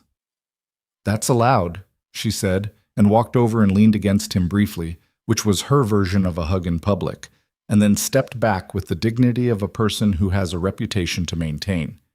"Can we get tacos?" she asked. "We can get tacos," he said. They got tacos. Mrs. Henderson joined them. It was not a profound meal. Mia talked about the electrical pathway diagram, and about the dragon book, and about a fight she'd had with her best friend at school that had apparently been resolved to mutual satisfaction, and Logan ate his tacos and listened and let the afternoon be what it was, ordinary and specific and entirely his. He told Aurora the next morning. Not in detail, not with the weight of it arranged for effect. He stopped by her office on his way to a 9 o'clock meeting and said, "Procedures scheduled, early December. I'll need the first week out." She looked up from whatever she was reading. "Done?" she said. "And Logan, however long you need on the back end, don't cut it short. It's covered in the contract." "I know it's in the contract," she said. "I'm telling you as a person, not as a contract." He looked at her. She looked back at him with the particular directness she had, the one that had initially read as coldness and had turned out to be something closer to the opposite, just compressed. A person who didn't have a lot of warmth to spend wastefully and therefore spent it carefully. "Thank you," he said. She nodded, went back to her reading. He went to his meeting. This was the shape of how things had developed between them. Not dramatically, not in the way of a story that wanted you to notice it was happening, but incrementally and practically, the way real things tend to build. They worked well together. That had been apparent within the first week. Logan knew the platform's history, and Aurora knew how to move an organization, and those two things, in combination, produced outcomes that neither of them had managed as effectively alone. Derek had observed this and said nothing, which was its own kind of comment. There were longer conversations, too, the kind that happened when meetings ran over and turned into something else, or when they were both still in the office at 7 o'clock for no particular reason, and it stopped being about work. She told him about Nexum Capital, the early years, the bets she'd made that hadn't paid off, the ones she'd almost not made that had defined everything. He told her about the founding years at Viridian, the 6-person team in a rented office in Soma, the particular energy of building something from scratch that he'd never quite found again and hadn't let himself miss until recently. She'd asked him once, on a Thursday evening with the city going dark outside the office windows, "Do you think you'll build something from scratch again? Someday?" He'd thought about it. "I think I already am," he'd said. "The foundation. It's not software, but it's from scratch." "That's different from what I meant." "I know," he'd said, "but it's also true." She'd been quiet for a moment, looking at the window. "I used to think the thing I was building was the company, the portfolio, the numbers." A pause. "I'm less sure what I'm building than I was 2 years ago, which is..." She stopped. "Uncomfortable," he offered. "Uncomfortable," she agreed, "but probably necessary."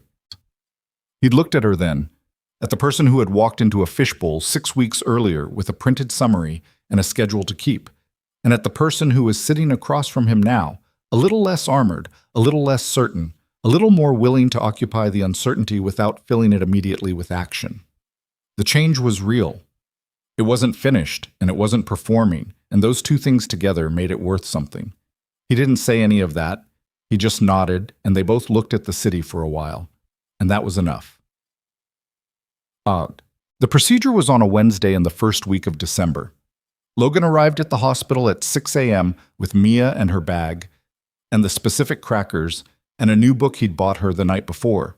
Not a dragon one, though he'd considered it, but something she'd mentioned wanting to read.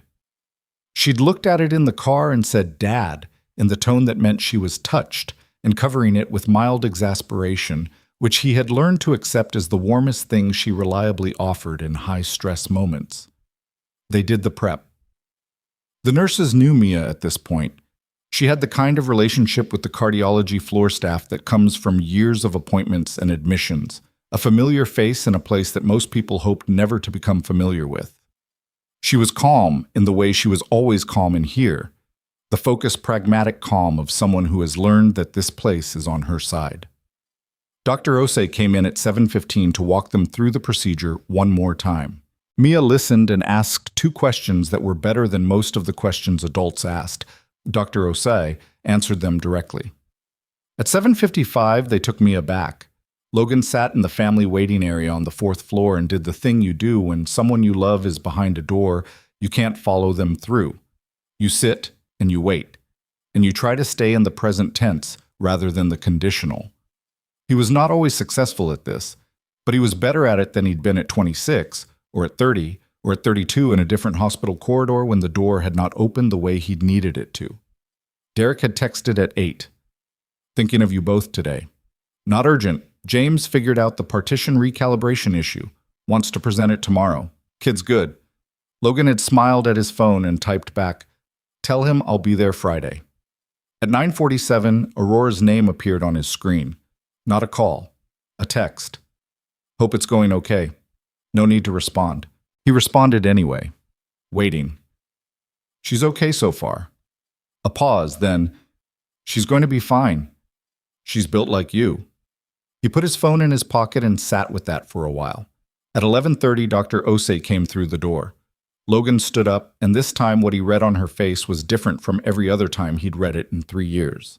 It was open, not the careful professional neutrality of managing a family through uncertainty, but something closer to clean. "It went very well," she said. "The pathway was exactly where we expected it to be. The ablation was successful. She's in recovery, she's awake, she's asking if she can eat." Logan sat back down. Not because his legs gave out. He didn't let them. He sat because he needed to be low for a moment, because the particular weight that had been distributed across his entire body for the last several hours needed somewhere to go. "She's going to need monitoring, doctor," Osei continued, sitting down beside him, her voice measured and warm. "We'll watch the recovery carefully. But what we saw in there, Logan, she has an excellent chance of this being a long-term fix." He nodded. He pressed his fingers against the bridge of his nose and held them there for a moment, which was as much as he allowed himself in public, and Dr. Osei sat quietly beside him and did not fill the silence with anything, because she was good at this. "Can I see her?" he asked. "In about 20 minutes. She's in recovery and she's stable. 20 minutes. It was the longest 20 minutes of the year. He spent part of it standing at the window looking at the gray December sky, and part of it texting Mrs. Henderson, and part of it just breathing. At 19 minutes, he was back at the recovery room entrance. At 20, a nurse let him in. Mia was in the bed with the monitor leads and the IV and the thin hospital blanket pulled up to her waist, her hair a mess from the surgical prep, slightly pale in the way of people coming through anesthesia, and she looked at him when he came in with the specific look she only had when she was tired enough for the 8-year-old to come fully to the surface without the pragmatic shell around it.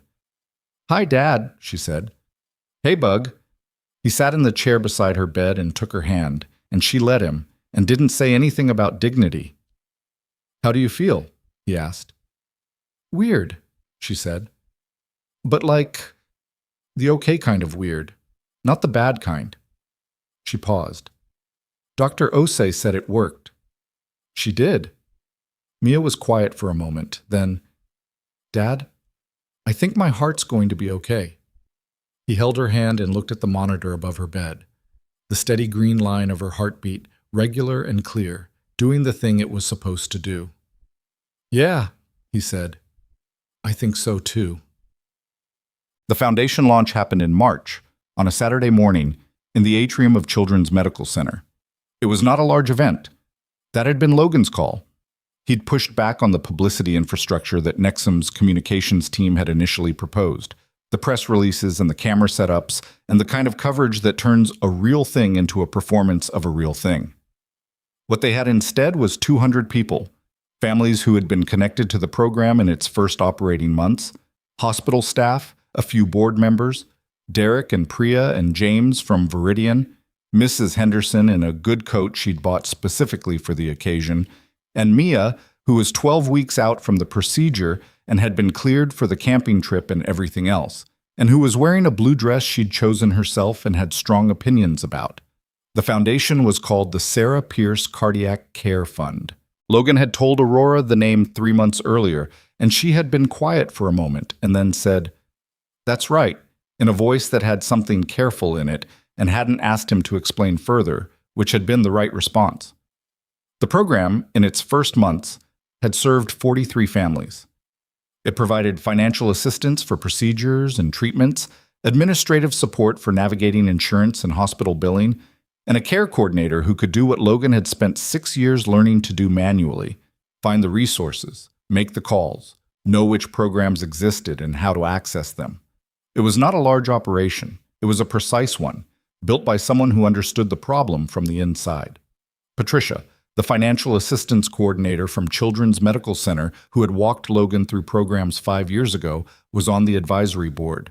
She'd said yes before he finished asking. At 11 o'clock, Logan stood at the podium in the atrium and looked out at the people in front of him. He was not a natural public speaker. He was a man who preferred to communicate through work and through the one-on-one conversations where the words had somewhere specific to go. He'd written notes and then put them away, because the notes sounded like someone else. He talked about Sarah. He talked about Mia. He talked about what the past 8 years had actually looked like. Not the version where the struggle produces the strong person neatly and with purpose, but the real version where you lose someone and you don't know how to be yourself for a while, and you pour everything into the thing you have left, and you make it work through sheer sustained effort and the grace of good people like Dr. Osei and Mrs. Henderson and Patricia, who show up with soup and clear information and the willingness to sit beside someone in a waiting room. He talked about what it had cost to do it without help, not in dollars, though he could have given the number.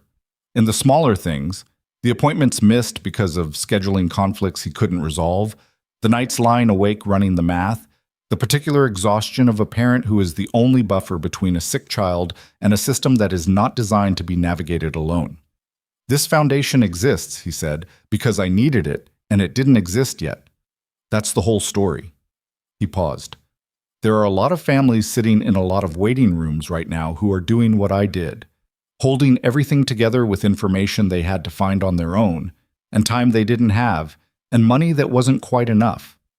If this program can be one thing they don't have to figure out alone, then it will have been worth building. He looked at Mia in the front row. She was watching him with the focused, clear-eyed attention she brought to things that mattered. My daughter told me something last fall, he said. She told me it was okay to want things again. I've been thinking about that for 5 months, he paused. She was right. It took me a long time to understand that building a life around someone you love doesn't have to mean stopping the rest. That the work you do in the dark counts, even if nobody sees it. That the things you build to last, the careful, invisible things, they hold. They keep holding long after you've stopped tending them. He stopped. I hope this foundation is one of those things. He stepped back from the podium. The applause was not thunderous. It was warm and real, and came from people who had been in waiting rooms and understood what he meant by every word. Doug.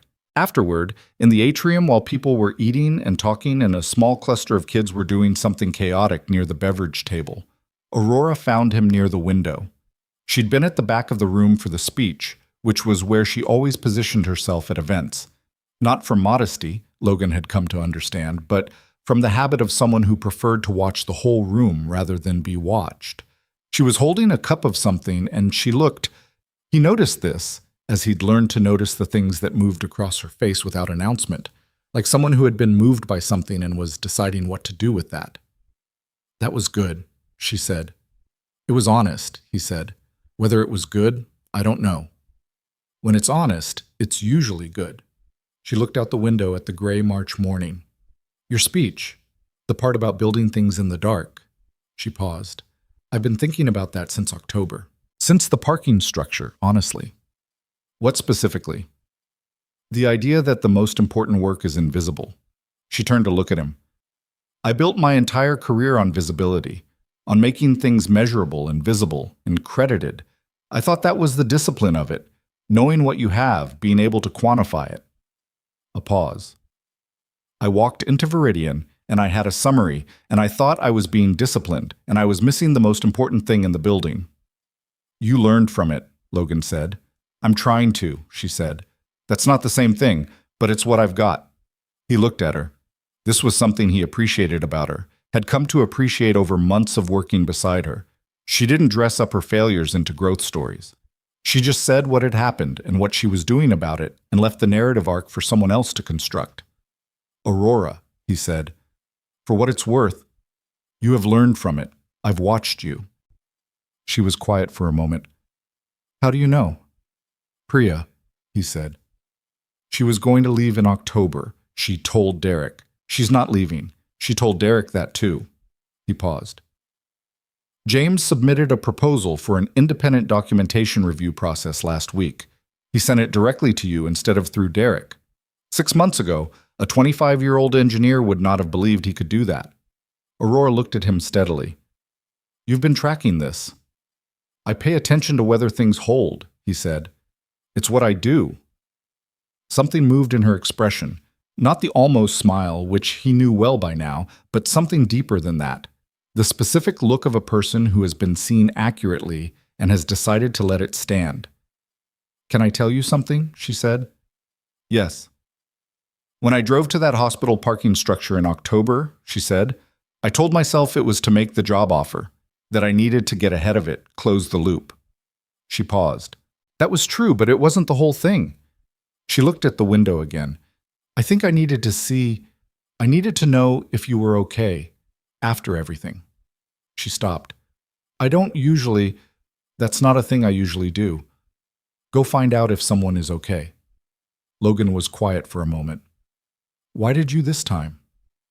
She thought about it honestly, which was the thing she did when she was answering a real question. "Because I'd been careless with something I should have handled carefully, and I wanted to know what it had cost. And then I met Mia," she said, "and I got a different answer than I expected." Mia appeared at Logan's elbow with the timing of a child who has excellent instincts about when she's being discussed. She was holding a cup of juice, and her blue dress had somehow already acquired a small smudge on the sleeve, and she looked from Logan to Aurora and back with the same frank appraisal she'd deployed in the parking structure. "Are you guys talking about me?" she asked. "We were talking about the foundation," Logan said. "That is a lie, but I'll allow it," Mia said. She turned to Aurora. "Thank you for putting my mom's name on it." Aurora looked at her, something in her face that she didn't try to manage. "She sounds like she was remarkable." "She was," Mia said simply. "Dad says she was funny. Like, actually funny, not just polite funny." "That's the harder kind to be," Aurora said. Mia considered her. "Yeah." A pause. "Dad says that about you too, that you're funnier than you let on." Logan looked at his daughter. "I don't think I said exactly that." "The substance was there," Mia said, with the confidence of someone paraphrasing a primary source. She drank her juice and drifted back toward the chaotic beverage table area, and Logan watched her go. The blue dress, the smudge on the sleeve, the particular way she moved through a room, already taking it in. "She's going to be extraordinary," Aurora said quietly. "She already is," Logan said. "I'm just trying to keep up." The camping trip was in mid-March, 6 days after the foundation launch. Logan drove Mia to the school parking lot at 7 a.m. with her backpack and her sleeping bag and the waterproof jacket he'd bought her in October in a moment of optimistic advanced planning. She joined her class in the parking lot, and there was the predictable chaos of 28-year-olds and their gear and their nervous and excited parents, and Mia found her best friend immediately, and they engaged in the specific kind of reunion that children have with friends they saw 2 days ago, and Logan stood by the car and watched. Dr. Osei had cleared her for all activities 2 weeks before. Her last monitoring check had been clean. The arrhythmia episodes had stopped entirely since the ablation, which Dr. Osei had described as exactly the outcome we were hoping for, in the careful language of a physician who knew better than to say cured but was clearly not unhappy. Mia had not once, since the procedure, pressed her hand to her sternum in that habitual checking gesture. Logan had noticed when it stopped. He hadn't said anything. Some things you just witness. She came back to him before she got on the bus, backpack on, practically vibrating with the particular energy she had on the best days. 3 nights, she said. 3 nights, he agreed. You have everything? Obviously. Call me if you need to... Dad. She gave him the look. I have my phone and Mrs. Henderson's number and Dr. Osei's number, and the camp has a nurse, and I've been through more medical situations than most adults. She paused. I will be fine. I know, he said. She hesitated, then she hugged him. A real one, both arms, the full weight of it, which she hadn't done in public since she decided she was too old for it, and he held on for a second longer than she'd probably intended to allow. "I love you, Dad," she said, and pulled back and adjusted her backpack strap with the dignity of someone restoring order after a moment of sentiment. "Love you more," he said. "Impossible," she said, and went and got on the bus. He stood in the parking lot and watched the bus pull away. He stood there until it turned the corner and was gone, and then a little longer, because he could. There's a particular thing that happens to a parent in the moment when a child they have fought and worried and rebuilt themselves for goes off into the world without them, even for 3 days, even to a school camping trip. It is not quite loss and not quite pride and not quite relief. It is some specific combination of all three that doesn't have a clean name, because language tends to describe the states that are simple enough to fit in a word, and this one isn't. Logan stood in the parking lot and felt it and didn't try to name it. His phone buzzed. "Aurora, how'd drop-off go?" He looked at the empty road where the bus had been. Logan, "She got on the bus. She's going to be fine." Aurora, "Of course she is. She's Mia." He put his phone in his pocket and walked back to his car. The morning was cold and clear. An actual clear morning, not the standard fog, the bay visible from the high ground, the city laid out in the particular sharp light that San Francisco only produced a few times a year when the weather forgot to be itself. He sat in the driver's seat. He thought about a Tuesday afternoon a year ago, when he'd put a badge on a table and walked out of a building into a gray afternoon and sat by the water thinking about whether the carrying had counted for anything. He thought about what he'd built and lost and built again, in crawl spaces and hospital waiting rooms and coffee shops where you couldn't always see through the windows. He thought about the platform running silently in a glass tower across the city, healthy now, its architecture finally understood by the people who depended on it. He thought about 43 families and Patricia's steady voice on the phone and Dr. Osi's open face in the recovery room doorway. He thought about Mia pressing her hand to her sternum every morning for years, and the morning she stopped. "The things you build to last," he'd said at the podium. "They hold. They keep holding." He'd built them in the dark. He'd built them without asking anyone to see. He'd built them because the work was real and the work mattered, and those two things had been enough for a long time. Maybe they were still enough. But he understood now, in a way he hadn't when he'd first sat by the water a year ago, that being seen wasn't the opposite of being humble. That wanting good things for yourself wasn't a betrayal of the people you loved. That a life built entirely in the background was not, in fact, the only kind of good life available to him. He'd been wrong about that. It had taken an 8-year-old who read too much, and a billionaire who drove to a hospital parking structure, and a 25-year-old engineer who wrote down the obvious questions to help him see it. He started the car. He had work to do. The documentation project and the retention proposal, and a lunch he'd made plans for with Aurora, in a place with actual food this time, which had felt, when they'd made the plans, like a thing that was about more than lunch, and which he'd decided to let be that without requiring himself to name it. There was time. That was the thing he hadn't understood when he was 33 and carrying everything alone. That getting through something was not the same as arriving at the end of things. That survival, real survival, was just the beginning of the longer story. He pulled out of the parking lot and into the morning, and the road was clear, and the city was sharp, and somewhere on a bus going north through the hills, his daughter was talking to her best friend about dragons or cardiac pathways, or some combination of both, which she was entirely capable of. And she was fine, and he was fine. And the world that had broken open on a Tuesday afternoon was not the world it had been before. It was wider than that now and more uncertain and considerably more worth waking up to. Logan Pierce drove toward it. That was enough. That was everything.